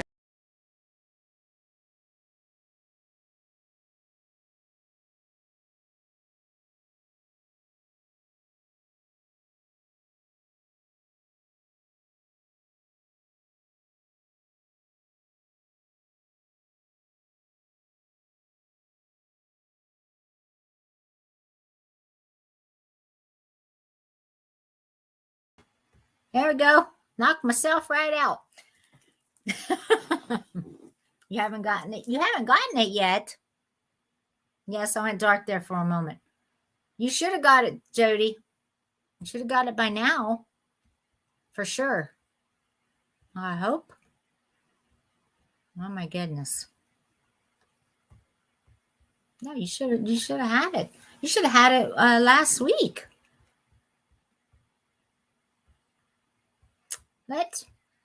I'm gonna pull this up as we're talking. Oh, it might be on the porch. Oh, okay. Well, if you've been sick, bless your heart. Yeah, I hit I was trying to knock some dust off my computer and I hit a button, of course, and knocked myself right out of the live stream. So leave it to me. Good night, Miss Kathy. You have a good week.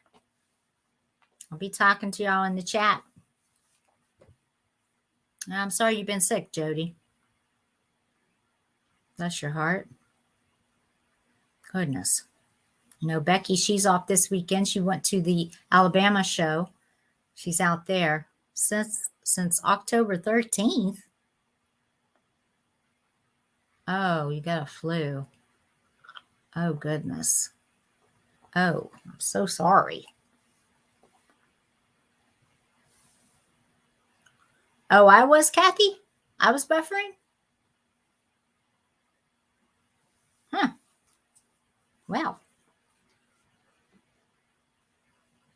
maybe that's because, I wonder if that's because I did hit a button. Sometimes it's better off not to touch anything, Paula. Just leave your hands off of stuff. I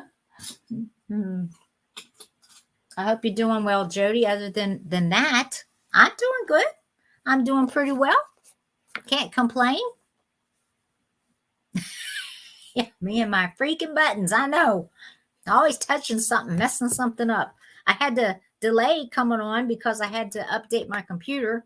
It decides, I don't know why they even ask us when we want updates done, because I can put in there 3 or 4 o'clock, right, in the morning for it to do an update. And I'll be darned, every time I get ready to go on at certain times, it depends what I'm doing on the computer, it decides it wants to update right then and there. So this evening, when I was getting ready to get on my computer, and it was like 8:30 then, I could tell it wasn't going to be done. Oh.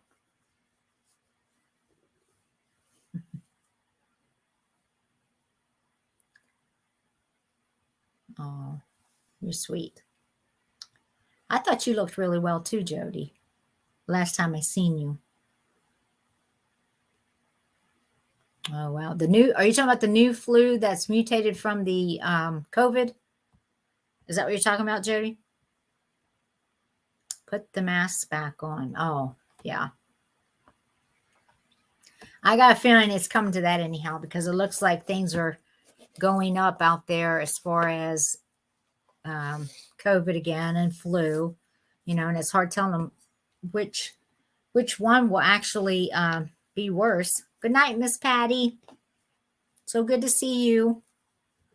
Have a great week.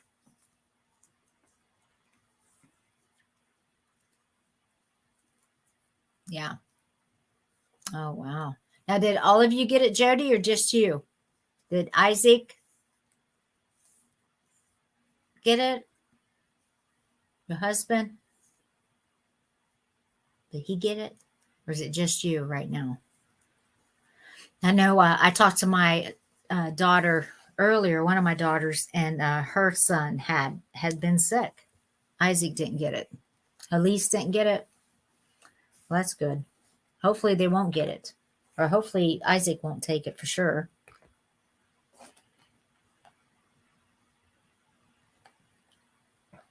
Flu shots aren't working. I'm not surprised. Oh, no. So Elise got it too. Goodness. Yeah, I'm not surprised that the flu shots aren't working, though. You would think that, I don't know how they could prepare for the flu if it's mutated from the COVID of last year. I don't think they can, is the problem.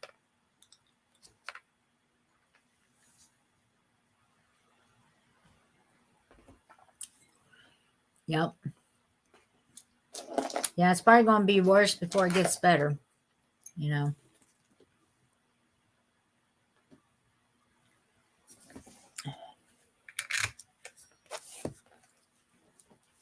But other than that, Jody, you seem to be doing pretty well as far as on whatnot.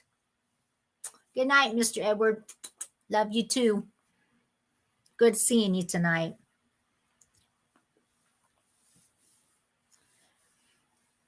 But when I did get to catch you the last time I caught you on Whatnot, Jody, seemed like you was doing good. You look good. You looked really good. And I thought you was doing well. Yes, I know. I know you do. Yeah, Mr. Edward showed up tonight. He's been last couple nights, last couple times I've been on. He's been here, so it's always great to see him. See some familiar people. That's great, Jody. I'm so glad. So happy for you. That's great. Got to heal the body. That's right.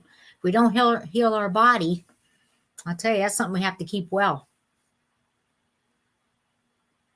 Well, that's very true, Kathy. That's very true. It is. It seems like if they're preparing a shot from last year illnesses, flus, it's always different though when the following year comes up, and it seems like always the flu is different, doesn't it? Seems like they'll say, well, what they have is not working. It can't keep up with it. I'm not sure what's going on.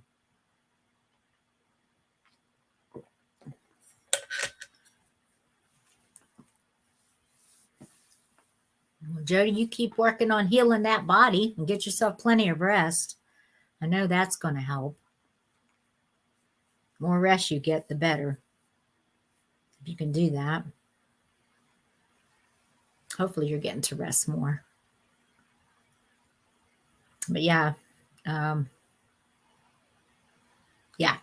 this is very true. Very, very true. So much we don't know about the body. Are you? Good. Yeah, might be a good idea too, just to give yourself time to rest.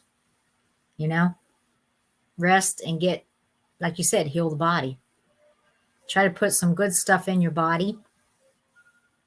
Also, high vitamin C and vitamin D is good for your immune system. I always preach that. It seems to help me. And so I always preach it to my kids, to give my grandkids that stuff to keep them well. Going to school, they're always picking up something. And with the way, healthcare's changed, good. D3, that's what I take. I take that also. Prescription strength. My vitamin D is like I always have such a terrible time. No shopping for Whatnot. You don't shop on Whatnot? Is that what you're saying? Kathy, you don't like shopping on there? Is that what you're meaning? Not sure what you mean there. I love shopping on there. Actually, sometimes you can get some great deals from different sellers. I do like the variety of sellers they have on there. I mean, they have just a lot of people. It seemed like a lot more people than there was a year ago. I could tell you that. That I have noticed. I'm like, my goodness, there's so many different ones that you can watch now on Whatnot. I like to watch them. Some of them I just listen to them, if nothing else. Not necessary to buy all the time, but I do listen to a lot of vitamin D pills. Made you suck or made you sick? I'm assuming you mean. Goodness, really? Wow. Yeah, for some reason, I don't hold vitamin D in my body for some reason. And it doesn't matter if I'm outside a lot or not. So I always got to take, the way they have it set up. I mean, mine was so drastically low a few years ago that it was like in a dangerous type of lowness. And I was very, very drained, very, very tired, constantly tired, falling asleep all the time. I mean, I could be sitting in traffic and fall asleep. I was that tired, and I couldn't figure out what was wrong with me. And so my doctor, who treats my thyroid disease, he checked my vitamin D, and he said, no wonder, you're falling asleep and you're so tired. Your vitamin D is like dangerous level. Something about it affects it can affect your kidneys and all that too. So I started taking 50,000 of it's not milligrams, but it's something, whatever they call it, 50,000 units of it every week to begin with. And that until it got brought back up to where, yes, definitely makes a difference, Jody. The vitamin D definitely makes a difference. For me, it definitely made a difference. Because once I got it built up in my system, then they changed it from every week 50,000 units to I still take 50,000 every 10 days. I still do that. And I can tell if I don't take it, I can tell I'm more tired than normal. There's no worse feeling, I'm telling you, than falling asleep in traffic and scaring yourself to death. And that's happened to me. And I don't like that. Don't like that feeling. But if you're waiting on a light and you fall asleep, that's not good. People blowing a horn at you and you're like, oh, Lord, you literally fall asleep.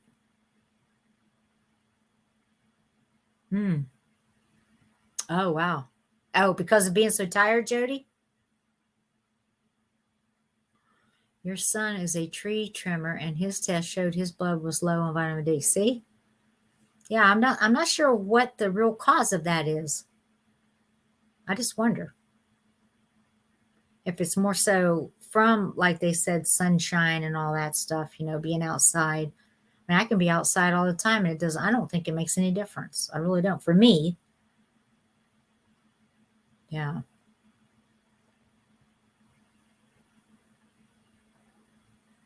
You take the calcium with the D. I take a calcium too. I take a sodium. That's some type of off brand, but it's a what is that for? It's for the bones. I guess it is probably calcium of some sort. I have to take a pill every week for that. So I take that too. I take everything they tell me to take. I try to be good about taking everything I'm supposed to take. And I try to eat right. I eat a lot of salads, a lot of the vegetables I get in that way, fresh veggies. I love broccoli. I love all the type of greens like that. And I try to eat, a well-balanced meals. Not always, but I try to every day. Sometimes I do well, sometimes I don't. It depends on what I'm doing. So, yeah. But I take a prescription strength of that. So I take that. That's a 1 a week pill. But it's something to do with the bones. And I think it's because I think I had that bone scan done. And I was in not a good state there. Anyhow, with the bones, something about if I was to fall and I could break something very easily. So now, though, I'm not that bad. So it has definitely improved my bones for sure. So I just keep taking it. They tell me to take it, I take it. I'm like, well, hey, if it's working for me, that's what I do. You eat like a abstinent child. No, you don't. You mean Miss Mayonnaise, girl? Mayonnaise on French fries? You're so funny.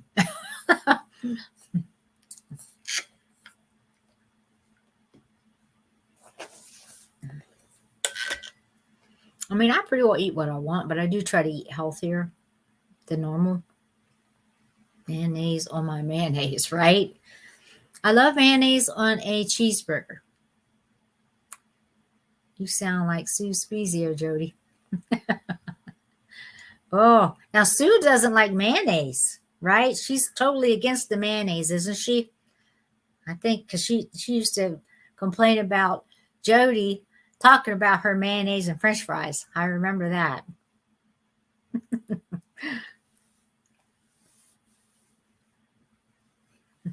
Mayonnaise on my mayonnaise. Yeah, I love mayonnaise on a cheeseburger with ketchup and mustard. I love all that kind of stuff.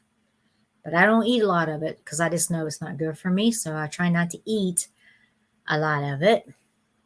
But like I said, if I get in a mood for something I want it, I eat it. Good. Can't touch each other on a plate. Oh, good grief. Yeah, she grosses her out. The foods can't touch each other. I had a brother like that. His food, he hated his food to touch another food. I'm like, are you kidding me? All of it's going in the same place. I mean, you're putting it in your mouth, it's going to your stomach. But he hated his food touching other food on his plate. I never understood that. I'm like, I don't see where it matters, but some people are like that. And he was one that was that way.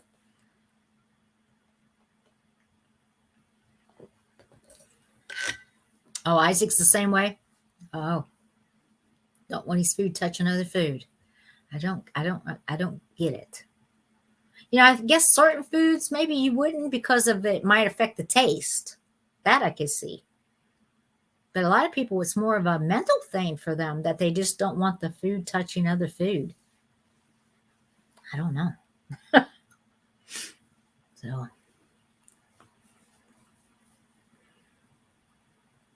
interesting.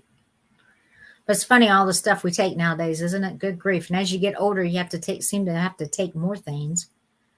So far, my heart's really good. I do know that. They told me my heart's good. Well, I did have a test. I had a test done. I get the results this week, actually. And this was through my endocrinologist who watches over my thyroid disease.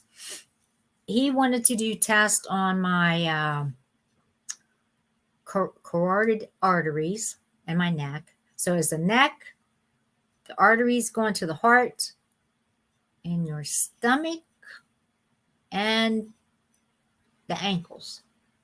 I think it was. Checking for circulation and all that.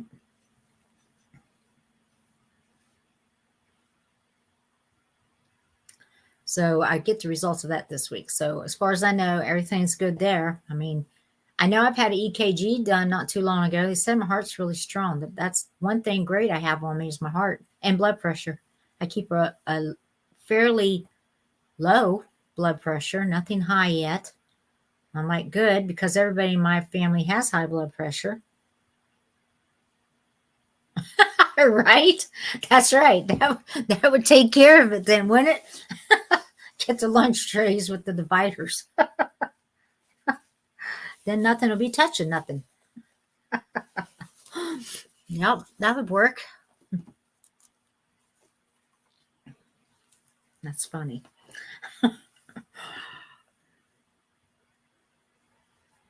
So yeah, I think all that stuff's going to come back fine, though. I don't think I've got any problem there.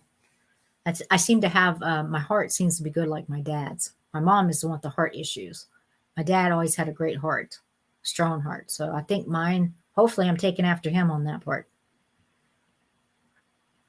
So if I keep everything else together, I should be okay for a while. Let's hope so. Anyhow. Jody, maybe sometime you can come on and just chit chat with me and Becky. That would be awesome. If you want to do that sometime, whenever you get well and have time and feel like doing it. No hurry on it, of course. You can let me know. Whenever you want to, you're welcome to come in. Whenever that is.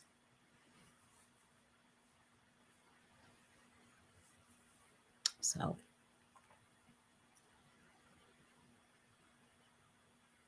Oh, and getting tested. Yeah.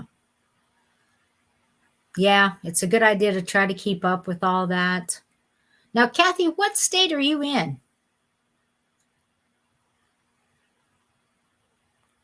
I don't remember.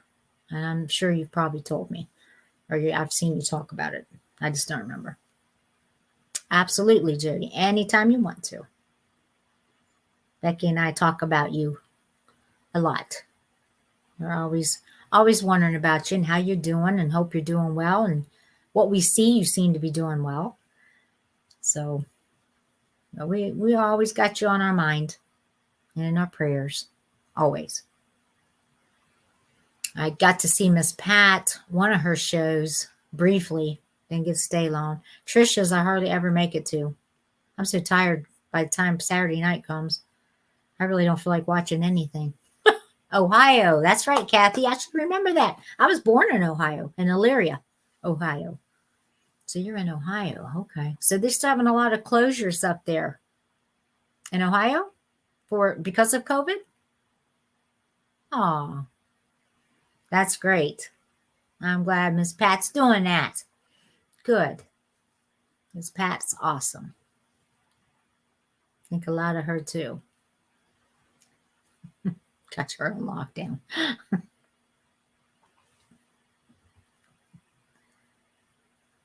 Oh, thank you, Jody. You're dear to me too.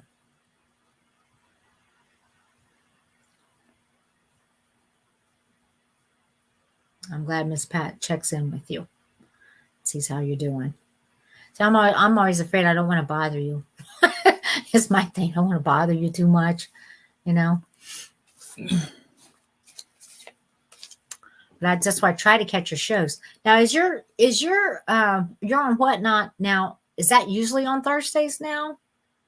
Do you have like any set days you're going on there? Is it one time a week?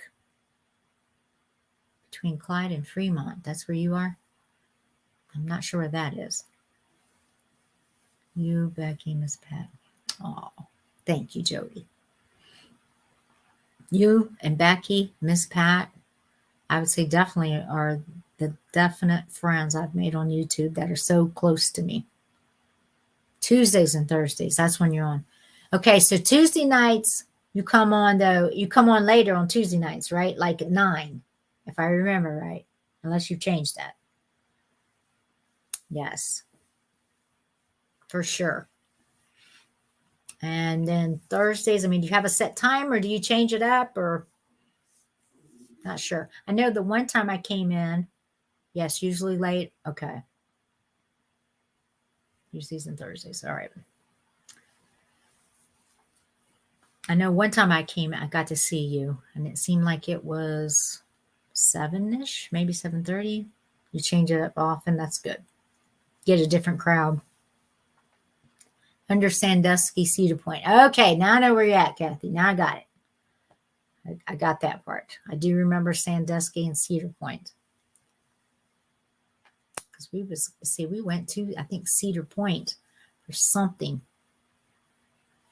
It's an amusement park there, right? I remember a long time ago. I'm thinking back. Sandusky, I remember my father talking of, because he used to he used to drive a truck and did a lot of fracking jobs, and he was all over Ohio. You'd like to visit Ohio, Jody? Nice.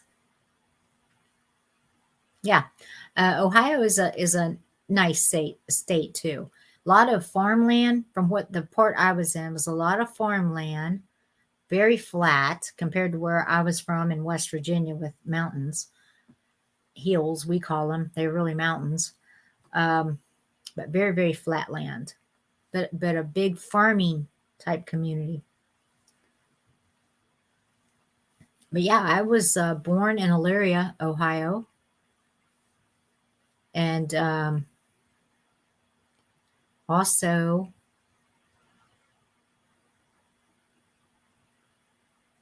I lived there. I'm trying to remember. I lived there until I was right at 14, I think it was.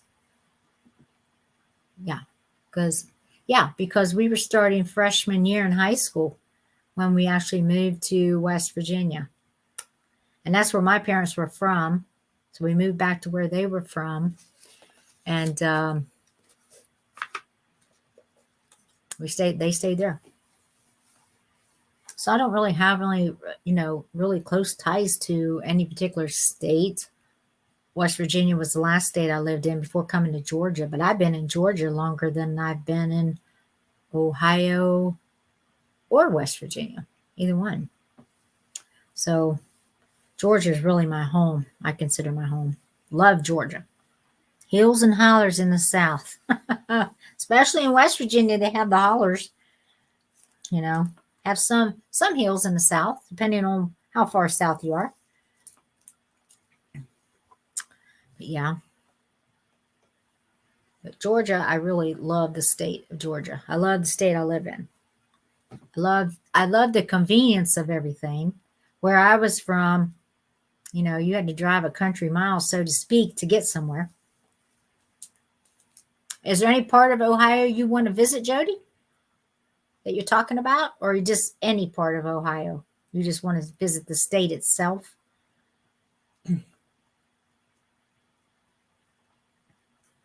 South, though, is yeah, it's a beautiful state. Georgia to me is a beautiful state.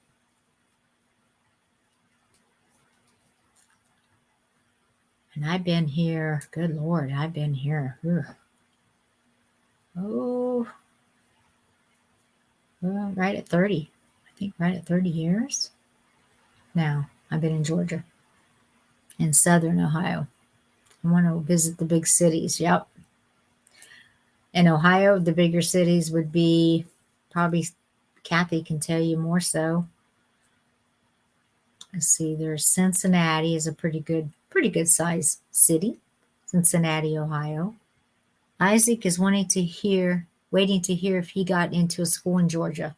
He got early acceptance to UMaine and a scholarship, but it's not his first choice. Wow. Well, that's awesome anyhow. Whether he picks them or not, that's great. Cleveland, Columbus, and Cincinnati. Yep. Yep, that's three big ones. Yeah. Yeah, I knew some people that lived in Columbus. The big C's, exactly. Cincinnati is a nice city too. I know some people that live there actually. I used to know them. I'm assuming they're still there. I do too, Jody. Atlanta's big. It's a big city. She's got them. Yeah, she does. Yep, she picked them out. Cleveland, Columbus, and Cincinnati. They got that amusement park I was thinking of at Cedar Point, Ohio. That's a nice amusement park. Isn't it Cedar Point, right, Kathy? She's got them. Pretty sure it was. I think one time we went there for or was going to go there for a field trip. Cedar Point. It's got a big amusement park, I believe. One of the bigger ones in Ohio, but a nice one. Or it used to be. Like I said, it's been a long time since I've been up there. I haven't been in Ohio in, good grief, at least 20 years. I haven't been back up there. Don't really have any family in Ohio. On Route 71 and 70. All on Route 71 and 70. How about that? That's right. But yeah, no people up there. The reason we ended up in Ohio, or mom and dad did, they went there for work. Or my dad got on with a company called Dowell, and he ended up driving truck. That's how he started, driving truck with them. And when he retired, he was a fracking person, supervisor or something like that. Morehouse in Atlanta, yeah. That's one of the big ones in Atlanta. Until last year had the most roller coasters. That's what I was thinking, Kathy. I knew there was something special about that. That's what it is. It's the roller coasters. The biggest, like they had some big ones, right? Yeah, Morehouse in Atlanta, Jody, is a popular college down there in Atlanta. That is downtown. So the traffic and everything through there to Atlanta is horrible. I can tell you that. I never go downtown Atlanta unless I absolutely have to. It's that bad. And I go just about anywhere. But downtown Atlanta, no. There's just too many people. So I don't go there unless I have to go there. But hey, if he's trying to get into Morehouse, that's a good college, though. They say it's a good college. I don't know of it personally, but Greenfield is in the middle of Columbus and Cincinnati. I have driven through traffic in Atlanta. Yeah. It's crazy, isn't it? I don't wish it upon anybody. I'll tell you that. Yeah, the traffic in Atlanta is just horrible. especially rush hour. And rush hour seems to get earlier and earlier here. Right now, if I leave at 3:30 in the afternoon, it's still taking me an hour and a half to get home, where it used to take me about an hour. But because traffic, so many more people, it's an hour and a half at 3:30. Rush hour seems to be starting around 2 p.m. here now. Yeah. Nobody likes driving through Atlanta. I mean, unless you're here, from here, and even us who live here don't like it. We hate it too. But we're more used to it, I guess is what it is. You get used to it, and you have to go with the flow, basically. You can't run over anybody to get where you're going. You got that, Spaghetti Junction they built back in the 90s. I remember when they built it. And that's something. That's supposed to help divert. It was supposed to help divert traffic from one way or the other.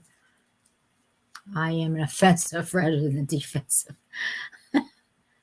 I'm usually the one to be afraid of, but Atlantans are scarier than me. Yep. People say that. Yeah, they'll run over you flat out. They will just run over you. I used to say, people trying to go the speed limit, you better go the speed of traffic, is what I say. Because if the speed limit's 65, you're going to have most people are going to be driving 75 and 80. 85 would be a few people, but usually 75 and 80 if it's 65. And that's just to keep up with going with the traffic. Now, when you get, dead stopped in a traffic jam because of an accident, is 9 times out of 10 the problem. That definitely is pain. That I hate, because one accident can delay you 45 minutes, in traffic. And you only be sitting there 10 minutes, 15 minutes. But in traffic, it could cost you up to 45 minutes. So you have 5 cousins and their families live outside of Atlanta. Oh, okay. Yeah, I live outside of Atlanta too. I'm about 30 some odd miles. I'm going to say 38 to 42 miles outside of Atlanta. I would never live in Atlanta. I just would not. Just the way the roads down through Atlanta, because traffic has become such a problem, and so many people trying to go through Atlanta to go either home or into Atlanta, they've got such narrow streets. The streets didn't grow with the people, the amount of traffic. And it's very narrow, and they've got like 2 and 3 lanes, and it's like, no room in between these lanes at all. At all. And I'm like, good Lord. I just hate driving through it. I hate driving to Atlanta. I just don't do it. Just won't. Around Columbus, faster the better. Yep. That's true.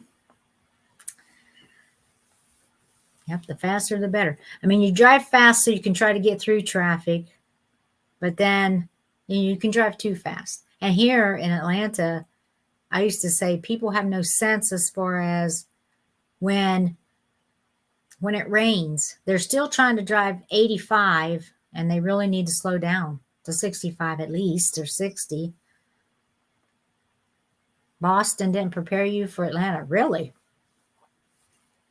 Goodness. Yeah, you went to Florida through there. Yep. Yep, that's what a lot of people do. They take 75 and go into Florida. Yeah, Atlanta, it's different. I've never driven in other traffic quite like Atlanta because of the lack of sense, in my opinion, that some people don't have any. And I see more and more aggression out there, more and more. I get road rage at times, depending on if somebody does something really stupid. That's what really enrages me. If you do something stupid, what I can't stand is people who pull out in front of you just to go 10 feet and turn off. Why did you do that? You could have waited. Why did you do that for? That type of stuff. Dumb things like that, I think, are so rude. People won't let you out in traffic here in Atlanta. You have some people will, most will not, because they're sitting there bumper to bumper and they don't want to let you out, because they let you out, then that's your one car length that they're behind. Yeah. Oh, yeah. Yeah, unfortunately, they do have a lot of gun violence with the rage. Yep, I've seen it on the news too many times where somebody's gotten shot and killed because of road rage. They get mad. Someone cuts someone off. What do? Pull guns. Shoot. One person will shoot another. Or they get mad because, and I've seen it too many times where it's on the news where someone has the road rage where this person, let's say they did cut them off. Sometimes do people do it intentionally? Yes. Most time, no. They're not meaning to. Maybe poor driving, don't know the reasoning. But most of the time, people don't mean to intentionally cut you off. Some do, yes. Some are rude, yes. But to take and go after these people with a gun because you're mad, I think is wrong. Yes. Yes, Jody. Rats in a cage. So true. They do act differently. You act differently when you're behind the wheel and you're trying to get through a city.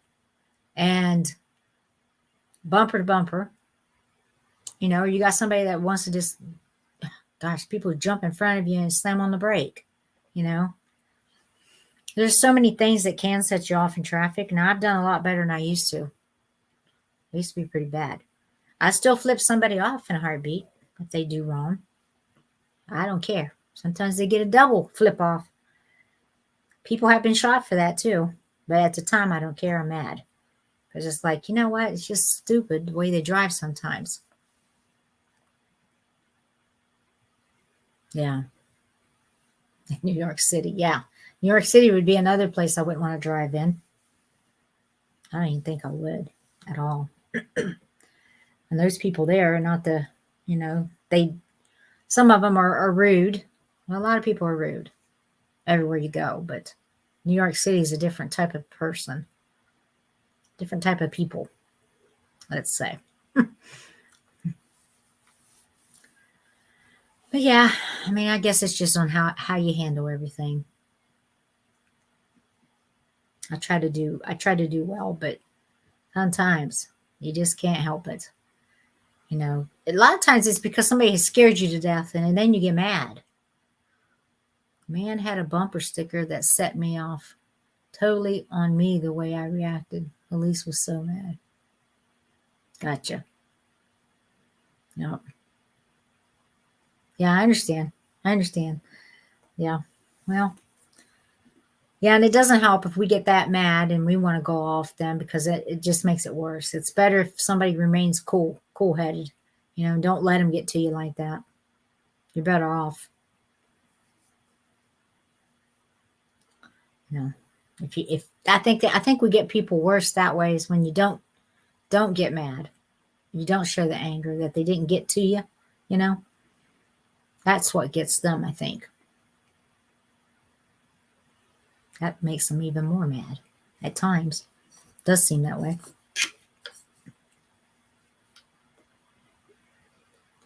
Your daughters are bad as far as road rage, Kathy?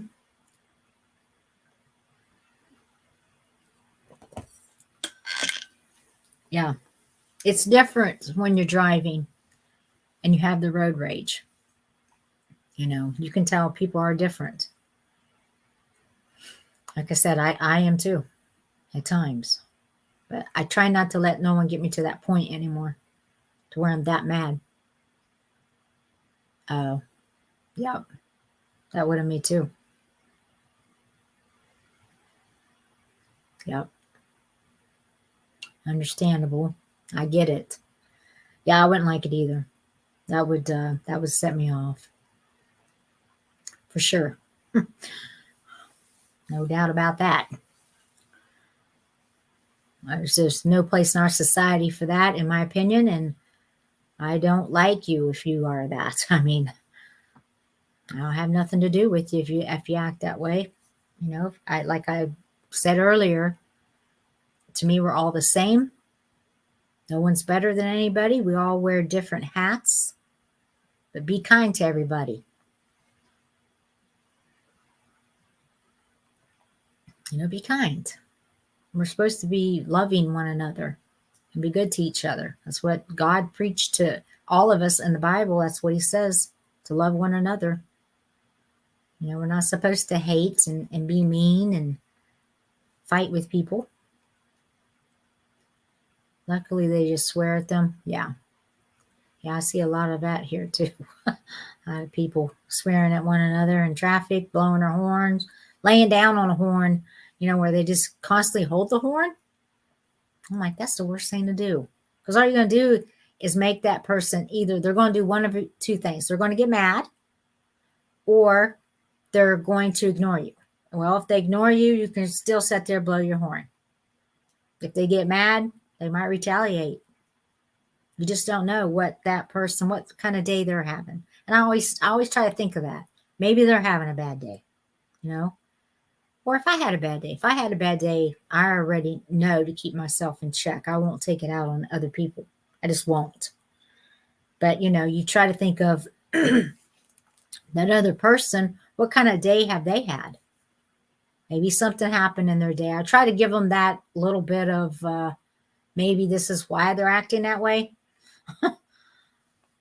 Isaac's first nighttime driving experience. A deer jumped out in front of a van. He was so calm and did all the right things. That's awesome. That's good. If you can keep a cool head when all that kind of stuff is happening, he'll do just fine. He'll be a good defensive driver. That's good. He did all the right things. I see that with him. He's such a good young man. He's wonderful.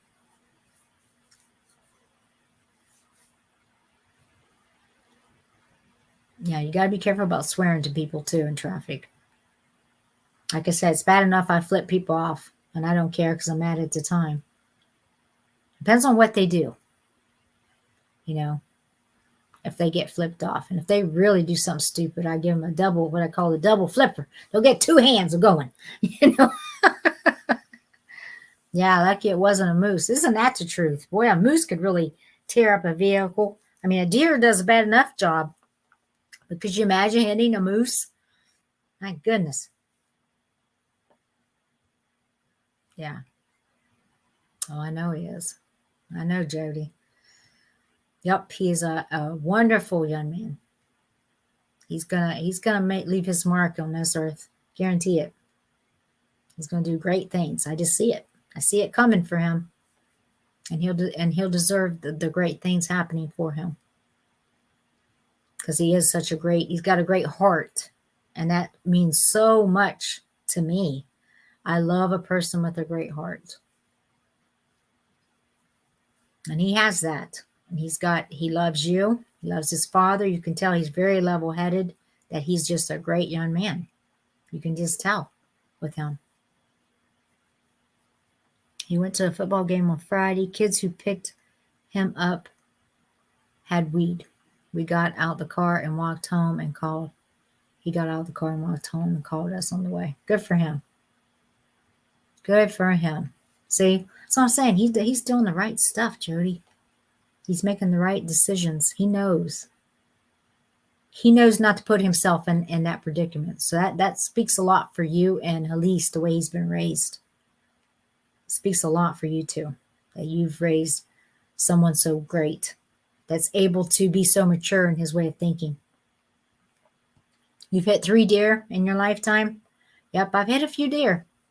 Being from where I'm from too, Kathy, West Virginia, very close to Ohio. I've hit deer. Boy, you don't try to, but it happens. They'll run right out in front of you, won't they? And before you can even hit your brake, a lot of times. That's why it's best to go slow. I've ridden with people who drove ridiculously to me at nighttime in West Virginia, dark roads, deer around the deer season time of them coming out, feeding and all that, and taking that chance of hitting a deer. They hit you. Exactly, Kathy.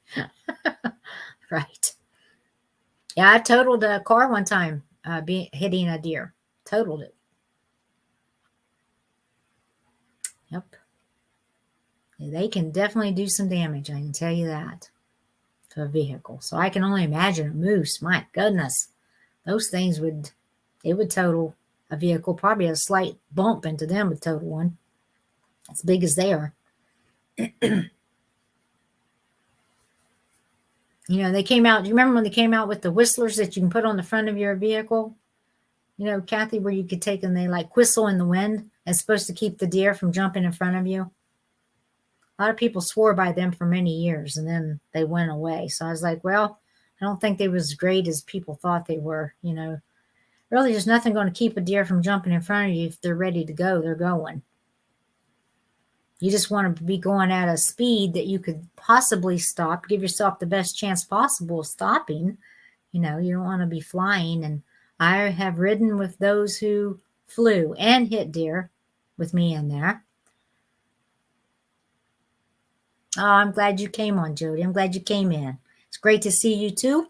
I love you to pieces. And you take care of yourself and hope to be talking to you soon. Mwah. Now I'm going to go too, Kathy, because I got to get up and go to work in the morning. So I'm going to go ahead and end our broadcast. And thank you, Kathy, for hanging in there with me. I love you, Jody. Love you to bits. So much. Yeah, thanks, Kathy, for hanging in there and talking. And Edward, I know Edward, I think he already left too, but I think most people left. We're down to 5 folks, So good night, all. Hope to see you next weekend. And like I said, I'm probably going to do the Christmas sale. Probably going to be Friday. I think is what I'm going to do. So I will just keep watching for it. Watching for the notification on it. A few years ago, my son totaled my car. He got another one. And about a month later, had that one totaled by a deer. I never did by them. Never did. Thought they were stupid. Yeah, exactly. Yep. All right. Good night. Have a good night. Thanks, everybody.